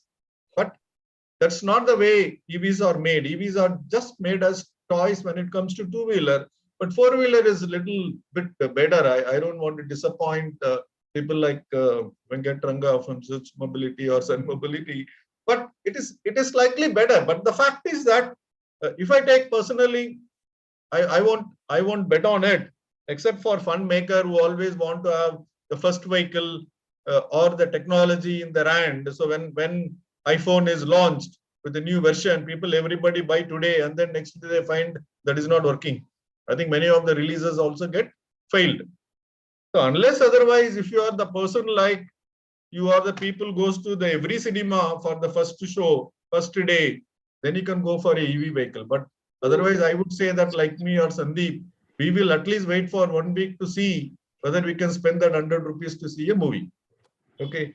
So coming to quickly on the maintenance cost, that's supposed to be my second question with respect to ICE. So as I said, the service cost is going to be off because it has lesser number of parts. Because engine have multiple, I just forgot the numbers. It has so many parts to make the engine. Making engine is an engineering. It's not as easy as EV. EV, I still don't accept EV as an engineering. It's only a child play. So you save a lot of regular maintenance cost by 50%. Part availability, there are very less local manufacturer. Many of the parts comes from China. I have been in touch with many automakers, two-wheeler, four-wheeler. I'm also a consultant to Tata Motors. So Tata Motors also say most of the parts you see in a EV car comes only from China. They are not able to find someone in India to replace it. I would still say it's 80-20%. So 80% still imported value-wise, 20% in terms of the local. So it's a long way to go to find a cheaper part availability. The people in auto market knows when we supply to OEM 10 rupees, when we supply to service market, we supply at 30 rupees. So if you buy a battery for 1 lakh, and if you want to buy the same battery in the service market, you have to pay 2 lakhs. Okay. So that's how the economy will change when it comes to parts availability. As long as it doesn't fail, you are happy. And the damage is enormous. We don't know. I don't want to say damages are done. Damages ought to be done. We have to watch and see what's all going to happen with this 2V. It's going to be a fun game, particularly in two-wheeler, four-wheeler also. Because see, the way the four-wheeler market evolved in India, we had only ambassadors and Padminis to maybe that 10 manufacturers or 12 manufacturers today. It could have taken 100 years, maybe, I don't know. But the way the EVs are coming, it may come in next 1 year. You will see a lot of manufacturer. As I said, Sandeep, Coimbatore, Bangalore, anywhere you go, there must be already 200 two-wheeler manufacturer today. The names are known, but they are still selling because people are just attracted that they don't need to put the petrol. Okay. Thanks Okay. on that. Yeah, just I think that you charge it like your mobile and your vehicle will run. That's kind of a myth they have created. They're not afraid about they're sitting on, I don't say a funeral, but on the battery. But also that they have a problem with this motor, which I know very well, what that motor means. And then the ECU, the electronics people, it's all, I would still say not 100% proven. If somebody says, Babu sir, can we wrap it up in next 1 minute? I have already done. As Solomon Papaya, if you say, you please wait. So you please wait and see how the EV evolves, and then you buy it. Then we can talk about all other things. So as he said, somebody said the world is going to close. I don't remember. I think they refer to a lot of books and say, but finally the day crosses, then they say it is not true. So if something like that may happen to fossil fuels in the future, but when the EV will become 100% reliable, it's going to take time. Till then, we have to wait. Thank you, everyone. Thank you, Babu sir. That was very, very detailed. Appreciate it. Okay. Yes, the world is running out of actually fossil fuels, but lithium is not available everywhere. There are only 2 mines, one in Guangzhou, the other one in Rwanda, that are actually right now producing lithium. So what will happen? The people working in Dubai, all will go to Africa. The whole economy plate is going to change. Because instead of going around with refineries and oils where hundreds of people are working and tens of people are dying every year, these are all not known numbers, people will go to Africa, and then the other guy was telling other 2 countries, China. Obviously, will not be allowed inside China. China has enough people to work, but Africa may have lesser people, more resources, and the third country I forgot. So people, the whole economy will change. You see, people doesn't understand the economy. Other people are not going to keep quiet. Huh? So no, there are some people who doesn't like a EV like me because they still want to supply oil. Sure, sir. Typical of Babu, wherein with his a sense of humor, he explains many points. I still remember my time with him in the first year of the college in 1983. He hasn't changed. Babu, that's a wonderful. So Sandeep is one of the witness when I won the first prize in the first year Tamil debate competition. I still remember Sandeep was a witness. Yes. Thank you. Wonderful. Thanks, Babu. Okay, Thanks for that different The perspective. world stock of lithium is for the next 10 years. Babu Naraya Kurtitara information, but let's go on to the specifics. Rajesh right now has the TCO that he is going to be sharing. The total cost of ownership with respect to actually electric vehicle and petrol vehicle. And let's move on over there. Rajesh, your time starts now. If you can wrap it up in the next 3 minutes, it will be great. You're on mute. Go ahead. Yeah. Actually, வந்து பாத்தீங்கன்னா நான் இந்த பட்டிமன்றம் மாதிரி வச்சிருந்திருக்கலாம். So I wanted to say why we need to go for EV சொல்லலாம் சொல்லி I'm just tempted, but I will due to paucity of time I will not talk about it. Like Raja, you also failed against the other lady. Yeah? No. So the thing is, just the total cost of ownership. Even just another one more small clarification. Volvo cars in pathina, it's actually Volvo's 99 we sold the Volvo car to Ford Motors. Then we split into two companies. One is Volvo Group, that's where I work for, where we manufacture trucks, buses, construction equipment, Penta. Volvo car is no more with Volvo as Madam Sonnamade. So it's only thing we are using the Volvo brand name. Otherwise, it's everything is different. And then I belong to Volvo Group, where we make trucks and buses. So coming to the total cost of ownership now, இப்பெல்லாம் பாத்தீங்கன்னா இது வரைக்கும் நம்ம என்ன பண்ணுவோம், first what is investment இருக்கு, first vehicle வந்து வாங்குறதுக்கான காஸ்ட் அப்ஃப்ரண்ட் காஸ்ட் எவ்வளவு இருக்கு அப்படின்னு சொல்லி தான் பார்த்திருக்கோம். பட் இந்த இவியை பார்க்கும்போது total cost of ownership is nothing but what is the total lifetime cost to run a vehicle. It's basically sum of your capital expenses, which is the upfront cost to buy the vehicle, then the running cost, which is nothing but either you put for the fuel or the charging cost and including the maintenance. And the third one is what is the resale value of that particular vehicle. So in the TC1 Parkmod, it's very much depend on the vehicle usage, how many kilometers we use per year. So even though the capital investment is quite high for vehicle, for the electric vehicle, but actually it's offsetted by the charging cost and the maintenance cost. Dr. Babu சொன்ன மாதிரியும் சரி, முன்னாடி madam சொன்ன மாதிரியும் the charging cost வந்து 65 paise per kilowatt ன்னு சொன்னாங்க. So இப்ப சிம்பிளா என்ன எக்ஸாம்பிள் எடுத்தோம்னா, let's say we consider 100 rupees per liter for the petrol, and then 10 rupees per unit. So with the driving distance of 25 kilometer daily drive பண்றோம் அப்படின்னா, if you take a two-wheeler, it's a EV can give a break even within 2 to 3 years of ownership. So we can have a break even within 2 to 3 years depending on how much kilometer you run it. It's a 25 kilometer per day. In the simple calculation la padi paatha, you can get a break even within 2 to 3 years. The same thing if you go for a car la ponona, you need to have at least a driving distance of 50 kilometers every day if you run it, and it takes approximately about 6 years to take the break even. Instead of 50 kilometers, if you go with the 30 kilometer la ponona, it would take 8 to 9 years of the break even. That's the thumb rule nu vechikalam. Another one more important thing ipa consider pannona, all the OEMs are giving the warranty for the battery for 8 years.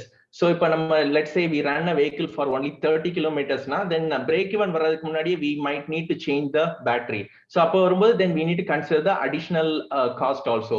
But as of today's situation, the kind of technology is we are progressing both in the battery side and also the charging side. So it's the battery cost is very much dropping very steeply. If you compare from last 5 years to now, it's a drastic amount of battery cost has been reduced, and then the same will we predict that would happen in the coming next 5 years also. So apdi pakkumbodhu break even would be much lower than what I have mentioned. What's the percentage of battery cost with respect to the vehicle cost right now, actually, Rajesh? Any pointers there? Yeah, it varies from the different application to application. If idhula pathina munnadi panel speaker sonna 60% of the cost vanda battery cost. So that is if you look at the two wheelers. Say if you take the buses or the truck industry pathina, it's about 40%, 40 to 50% of the vehicle cost is mainly coming from the battery. Thank you, Rajesh. And for the next question, we want you to remain actually, Rajesh, as well as we are inviting Vishwa. Vishwa, you're on a spotlight right now over here. Vishwa is our alumni, and he's into actually electric vehicle charging software creation. But I'll let actually Vishwa introduce himself and what kind of role he plays over here. And after you introduce yourself, the question that I want Rajesh as well as Vishwa to answer is, what's the kind of charging infrastructure that is available right now in India? Is there a tilt between actually urban areas and rural areas? Are we actually making enough progress on the electric vehicle charging front itself? And there was an interesting question in the group today. What about actually EV charging stations that are being installed in apartments and anything? If you can throw some light around all this, it will be great. But over to you first for your introduction, Vishwa. And then Rajesh and you can answer that question. Sandeep, go ahead. Yeah, excuse me, Vishwa and Rajesh. Rajesh, I just would like to add one more pointer there, so possibly you can consolidate and answer. On the charging infrastructure, the question from one of the alumni is like, there is how would the distribution from the grid would get impacted? Because you have so many charging stations and, if there is any variations in the current being withdrawn, how will it impact the user of the current electricity in the other, in the vicinity? So this is one of the questions which has come in the, through the alumni. So if it can also be, if it is part of your area, you can also answer this, Rajesh or Vishwa. Yeah. Thank you, Sandeep, and thank you, Vijay. Thanks for the opportunity. Firstly, I was a pretty late entrant to this, so thank you to the organizing team for including me in the conversation today. Very quick introduction. I'm very conscious it's been quite a while since the program started. Very rich conversation, but I'll keep it short. I'm from the 2006 batch, ECE. I went in to get my electronics degree. I also came out with a wife. So I met my wife, Priya, in campus, both the same class. After a PhD, after a couple of years of working, I went to IIM Bangalore for my master's. You also followed Sandeep until later. Right. Okay. It's good to know I'm following some illustrious people before me. From 2010 till now, I've been in the energy sector all through. So 2010 till earlier this year in the UK, working with energy and utility companies. So Sandeep, when you talk about what happens to the grid and so on, I can absolutely understand the concerns around that. That's where I've been working for a while. And in the past year, I've set up my own business working with my wife and a few other people. It's called Steam A. We make software solutions for the EV market, and EV charging, or EVSC as it's known in the circles, is our initial foray. That's where our initial foray is. We're making a charging management system. So all the EV chargers you see on the roads, they're all unmanned. So you need some software to manage all of these distributed assets. And that's the software we are building alongside what is called ENSP solution, or e-mobility service provision solution. So that's, in simple words, the software we make helps the charging point operators to manage the chargers and make the chargers available, as well as allow EV drivers and owners to connect to the chargers, charge their vehicles, pay for it, and so on and so forth. So we're an early stage startup. Our product MVP is getting built as we speak. We are incubated by PSG Step, and we are based inside campus. So that's always nice to see. And we're just starting our fundraise. So anybody interested, I'm quite happy to reach out in time, maybe through the Alumni Business Council. I'll very quickly take a couple of minutes to answer the question, and I'll pass on to Rajesh for his thoughts on it. When we talk about charging infrastructure, I think, Vijay, you mentioned urban, rural, and so on. I don't think that's too much of a consideration at this point in time, given the initial capex requirements and so on that Rajesh has shared in quite a lot of detail and has already been referenced. I think more of the market will initially be in the urban side. But when it comes to rural, I think in highways, you do have the opportunity. So I expect more of a charging infrastructure spread along highways and in urban centers. Now, what needs to happen for this to become better from an EV supporter perspective is it's what is called network effect. So you need more of charging infrastructure that will promote more of buyers and so on. In fact, on both fronts, be it with respect to making chargers available, as well as with respect to buyers of vehicles, on both sides, they'll start with people who are passionate about the space. Almost activistic passion is what will drive the initial uptake. And then slowly it'll snowball later is the expectation, because it's already happened. I lived in UK for 12 years, and you see what's happened with Europe and so on. I strongly believe EVs are here to stay, and it'll first go to commuters who do the sort of 50-60 kilometers per day kind of range in urban traffic. Now try doing that in a petrol or diesel car. You'll be paying through your nose for your fuel. And we know about the Indian market. There's always the question of mileage kitna deti hai is a standard question.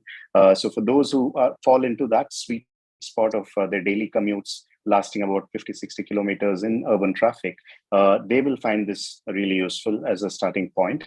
But then as this comes along, you'll have more of charging infrastructure. They both will support each other. This will also come alongside local research and development. Lots of questions today were about safety and so on. A lot of people have asked questions about why are the batteries catching fire. Please Google thermal runaway. It's a chain reaction that happens in batteries. And a lot of it is because people have bought batteries from colder countries and they've used it in India without regard for the actual condition in which the battery will be operated in tropical conditions in India. Now, as more and more local R&D happens, we'll be able to build solutions that are suitable for India, built in India. Now, with respect to network, what happens to the power grid and so on, I was pleasantly surprised this year when I returned back to India to find that power availability has actually improved quite massively. Power quality is still an issue, though. When I talk to people who are in the charge point operation space, they feel that the availability of power is much better now than a few years back. But voltage fluctuations and so on, they need to be addressed. So the impact on the grid is of two kinds.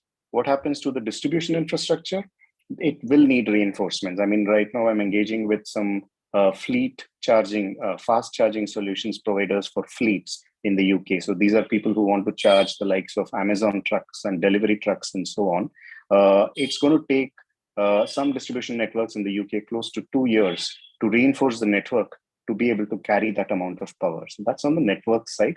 It will need reinforcement that needs to be planned in. On the other side, when it comes to capacity itself, power generation capacity, and is there enough power available to feed electric vehicles? I would like to believe yes. I mean, going by some estimates, if you assume 30% or 33% of vehicles sold by 2030 are electric vehicles, then the estimates are that the total power required for EV charging is around 1 to 2% of the overall installed capacity. And even taking it with a bit of buffer, we are talking about something between 2 and 5% and so on. So in terms of power availability itself, I think it needs work. It's got to grow alongside the growth of electric vehicles, but it's not doomsday as could be seen. The last thing I wanted to share is, yes, this does need energy transition, but think about the last transition humanity made in taking up petrol and diesel vehicles. The logistics involved in mining, extracting crude oil and then refining it, transporting it between continents through ships and tankers, transporting it locally to lorries and tankers and so on. That kind of supply chain logistic issue was overcome by humanity. Now all we need is already there. We just need to reinforce networks that already exist. So in that sense, I think if we manage the previous transition well, this one is a walk in the park. Thank you. Rajesh, over to you to add any more you want. Yeah, very, very, very well thought and then very insightful information, Vishwa. So idhula just a couple of things which I wanted to add. One of the thing இப்போ பாத்தீங்கன்னா நம்ம Government of India Niti Aayog என்ன சொல்லிருக்காங்கன்னா by 2030 what they predict is about 80% of our two-wheelers and three-wheelers will be electric, and about 50% of four-wheelers would be again electric, and about 40% is the electric buses. That is what they have predicted, forecasted. And for that, a lot of things are happening in terms of the infrastructure wise. How do we provide the charging infrastructure? Already, there are about 1,000 charging infrastructure is available in across India. Tamil Nadu, I think about 250 or 300 ranges irukku. But the ambitious plan, it's really good. Every 3 square kilometer, Government of India wants to have one electric charging. That's on the every 3 kilometers. When you go from say Bangalore to Chennai or Bangalore to Delhi or even Kanyakumari, on the highways, national highways, every 25 kilometers, at least one electric charging should be there. That is the ambition which government of India is looking at it. So it's going to help all our people to adapt to the electric vehicle. But important as Vishwa Sonnamadi, here we need to bring a lot of industries together. It is not the only a job of say automotive people, automotive companies. It's a power companies, logistics companies, quite a lot. We need to come up all industries across the industries together. Rather than competing, we should be a kind of a partnership, collaborating, and then try to bring this transformation. That's about on the charging side. Maybe another one more thing when it comes to the load, grid and so now what we think is okay, we are getting the power from the grid to the vehicle. So that's what we call it as a G2V, it's a grid to vehicle. So electric vehicle, when you start to produce, once the battery is fully charged, do you really need that after what you do after the battery is charged? Because whenever the vehicle is we decelerate, the energy gets generated and then gets stored into the battery. So you have the possibility to sell it back to the grid companies, the electricity companies. So that we call as the V2G, vehicle to grid. So you can transfer or you can get the revenue by using electric vehicle in a traffic condition, but still you earn money rather than spending money. Thanks. Absolutely. And once you put V2G together at scale, Rajesh, once we start talking about virtual power plants, that's something, again, I would request all the audience to look up. Imagine essentially, we all know about power banks you use for mobile phones. Imagine cars with, say, 40 kilowatt hour batteries. You put 25 cars together. We're already talking about megawatt hours of energy there. If you can pretty much use them like power banks for the grid. That's again another business model that's being proposed in Western countries. Yeah, and there was one question on buildings and apartments and so on. The policy is that 20% of parking space should be set aside for electric vehicles, but practically we'll have to see how far it will go. Thank you. Thank you, Vishwa and Rajesh. Very interesting. You are bringing in the dynamism to the whole industry. Nariya discussion points. But in the திரும்ப vehicle to grid பணம் வாங்குறதுன்றது வந்து இந்த solar மாதிரி தான் ஆயிப்போடும். அப்படிதான் சொன்னாங்க. இப்ப nothing happens that way. We are to invest the money, we have to use it, and it cannot having be windmill, they know it. Yeah. You will not get anything from EB. Yeah. First is money, second is power. But anyway, but what it brings is the innovation. Like in the Mari Park, a different market, the charging station, if you see India in practicality, should also have a generator backup. Yeah. Otherwise, this will not work in India because in city there is a power, but in rural areas there is no continuous power. Fortunately, now the rains are good. The thermal plants have coals. They are managing it. But anytime this can become a criticality because I have seen few of the charging station on the highways, but many of them are not working even today. You should turn your video on so that we can add spotlight. And Prasanna, if you can turn your video on, the next question is there for you, Prasanna. Prasanna is switched on. Prasanna, the question to you is, இப்போ இந்த மாதிரியான ஒரு dynamic சிச்சுவேஷன்ல ஒரு vibrant இண்டஸ்ட்ரியா இருக்கு இந்த இவி. So auto part makers இவங்கெல்லாம் எப்படி realign பண்ணணும்? இந்த is it going to be very difficult for them to supply to this industry, or how is it in Japan and how is it in India?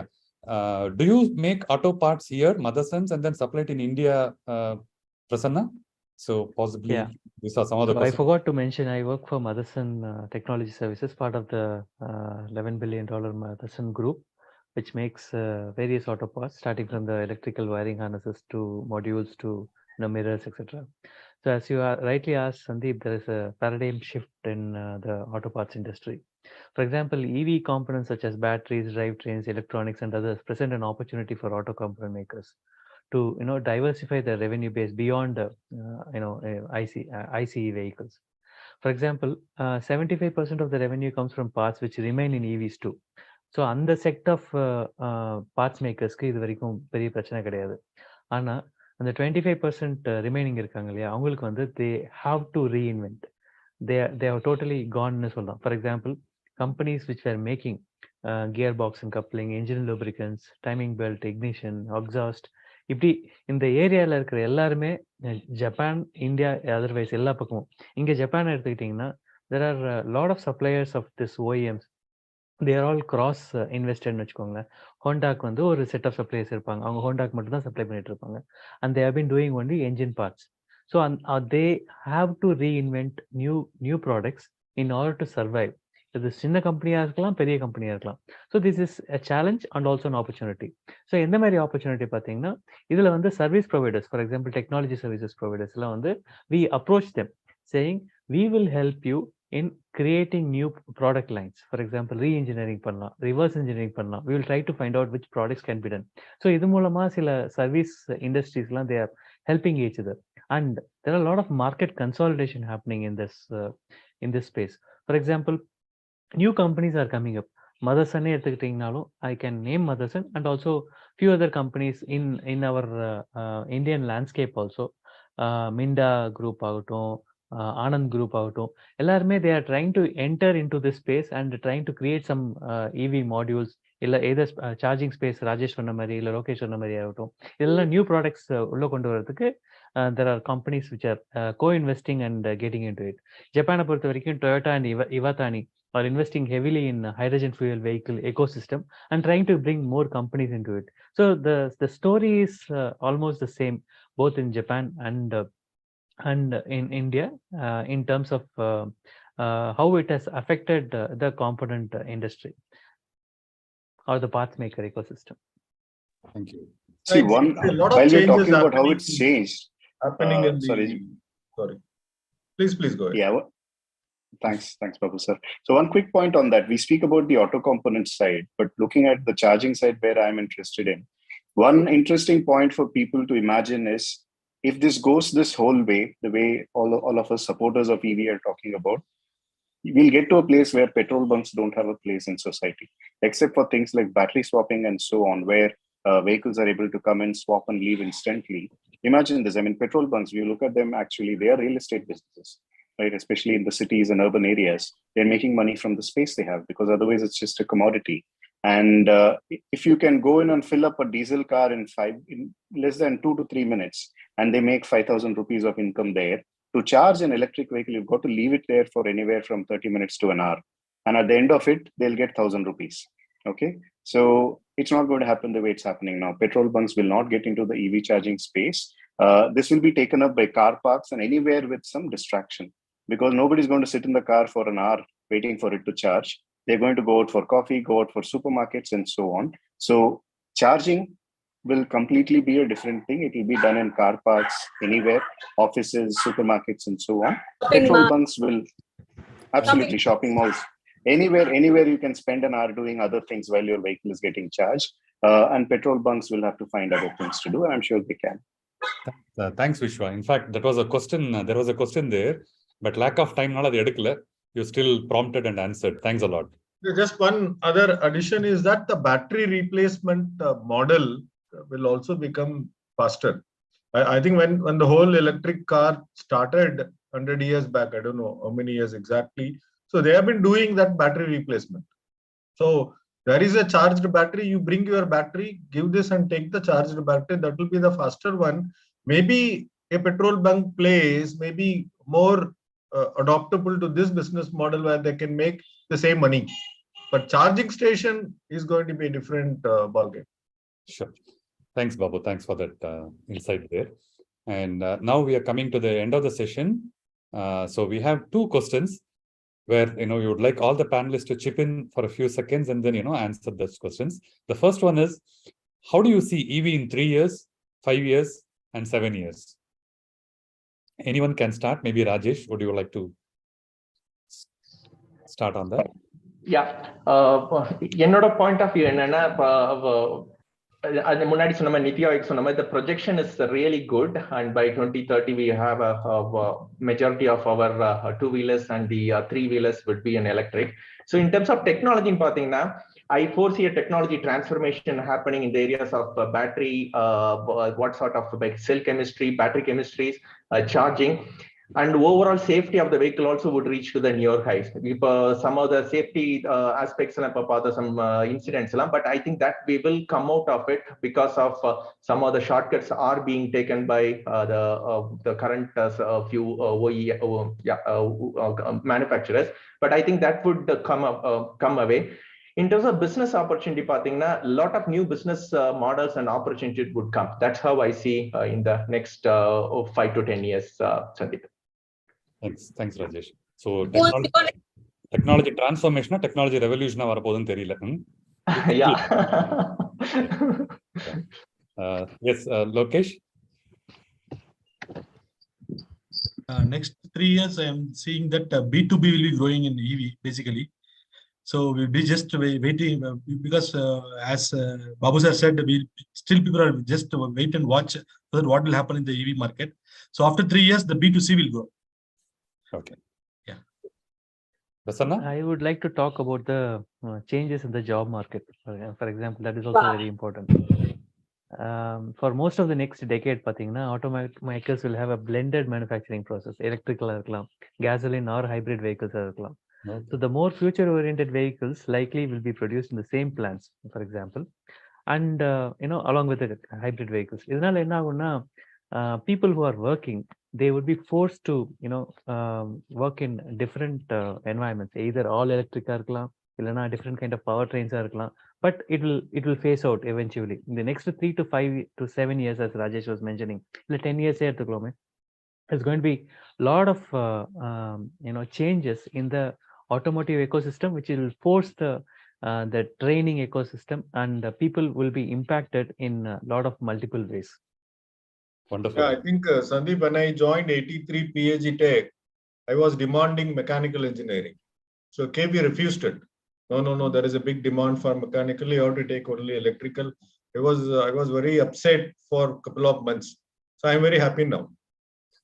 Because of all the transformation, there is a huge demand for electrical people, particularly the people who studied electrical motors. Like me, when I studied ME electrical machine design in PAG Tech, there are only 2 persons. So we used to see in front of the professor and complete the course. So I think this transformation will happen. I think coming back to your question, see what will happen in 3 years, 7 years, the technology will grow.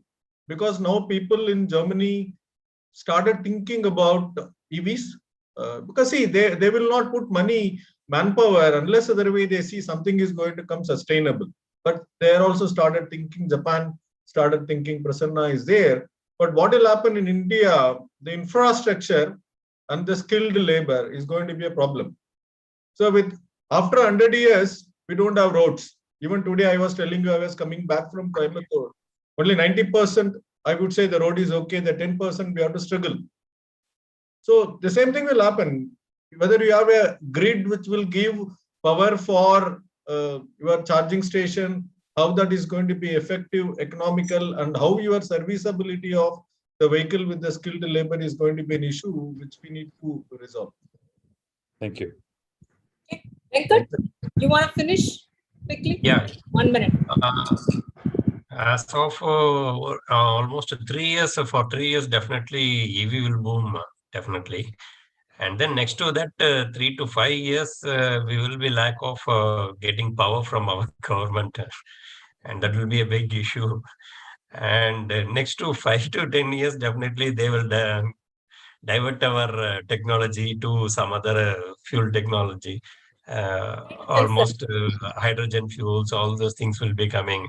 And some of the companies have almost done the trials in the hydro fuels, and it goes definitely. It will come out of around 3 to 5 years. Definitely, hydrogen fuels will come, and then they develop.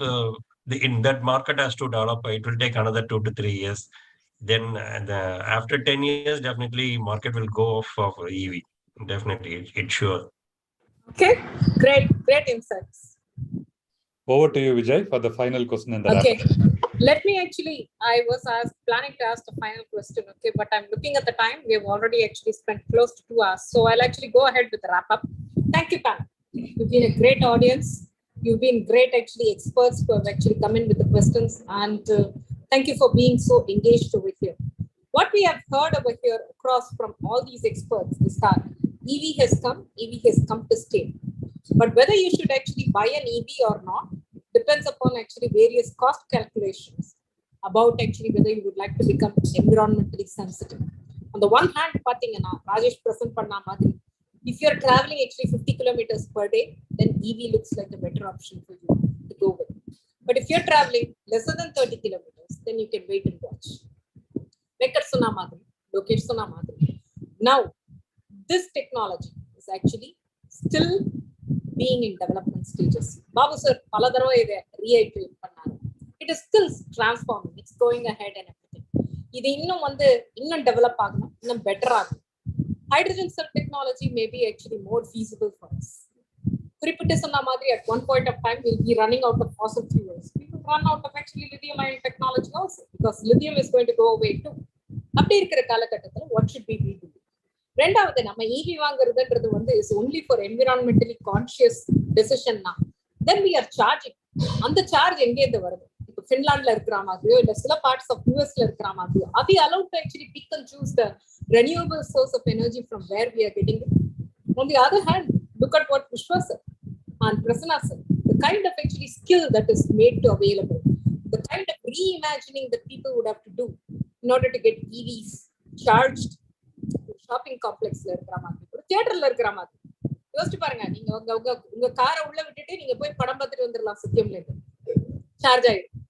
இல்ல metro ஸ்டேஷன்ல park பண்ணிட்டு நீங்க மெட்ரோல கிளம்பி போகும்போது மெட்ரோல நம்ம charging கொடுக்க முடியும். Things need to be reimagined. இதெல்லாம் பார்க்கும்போது EV has come to stay, but probably actually it's a very interesting time. There is a Chinese proverb that runs like, may we all live in interesting times. இதை விட ஒரு பெரிய வாழ்த்து இருக்கவே முடியாது. This is a very interesting time with respect to EV, so the way that it is actually getting transformed and everything. And we'll wait and watch and try and see. Whether you want to buy an EV immediately or not, there are experts that are available. There are actually internet sites that provide those guidance. Our session over here was aimed at actually putting everything into a nugget and giving you different perspective. Skill shortage, yes. Service level less, இப்ப இன்னும் நிறைய இருக்கு. யார் வந்து service பண்ண போறாங்க, அவங்களை எப்படி நம்ம ட்ரெயின் பண்ணி எடுத்துட்டு வர போறோம். ஒரு இடத்துல நம்ம ஷார்டேஜ், ஒரு வீக்னஸ், இங்க கேப் இருக்குன்னு சொல்லும் போதே அந்த இடத்துல ஒரு ஆப்பர்ச்சுனிட்டி இருக்கு. This is the time for us to actually get into that space, start building it. That's what these people are doing. They are doing it in their own way. But that's how we gotta actually approach the entire solution and actually be with them and take their leadership onwards. Venkat actually said that he's available for making a recommendation with respect to EVs, at least with two-wheelers and other battery with Porthavarikum, at least he'll actually give that recommendation. Go ahead, reach out. You can reach out to him through Manish and we can actually get that going.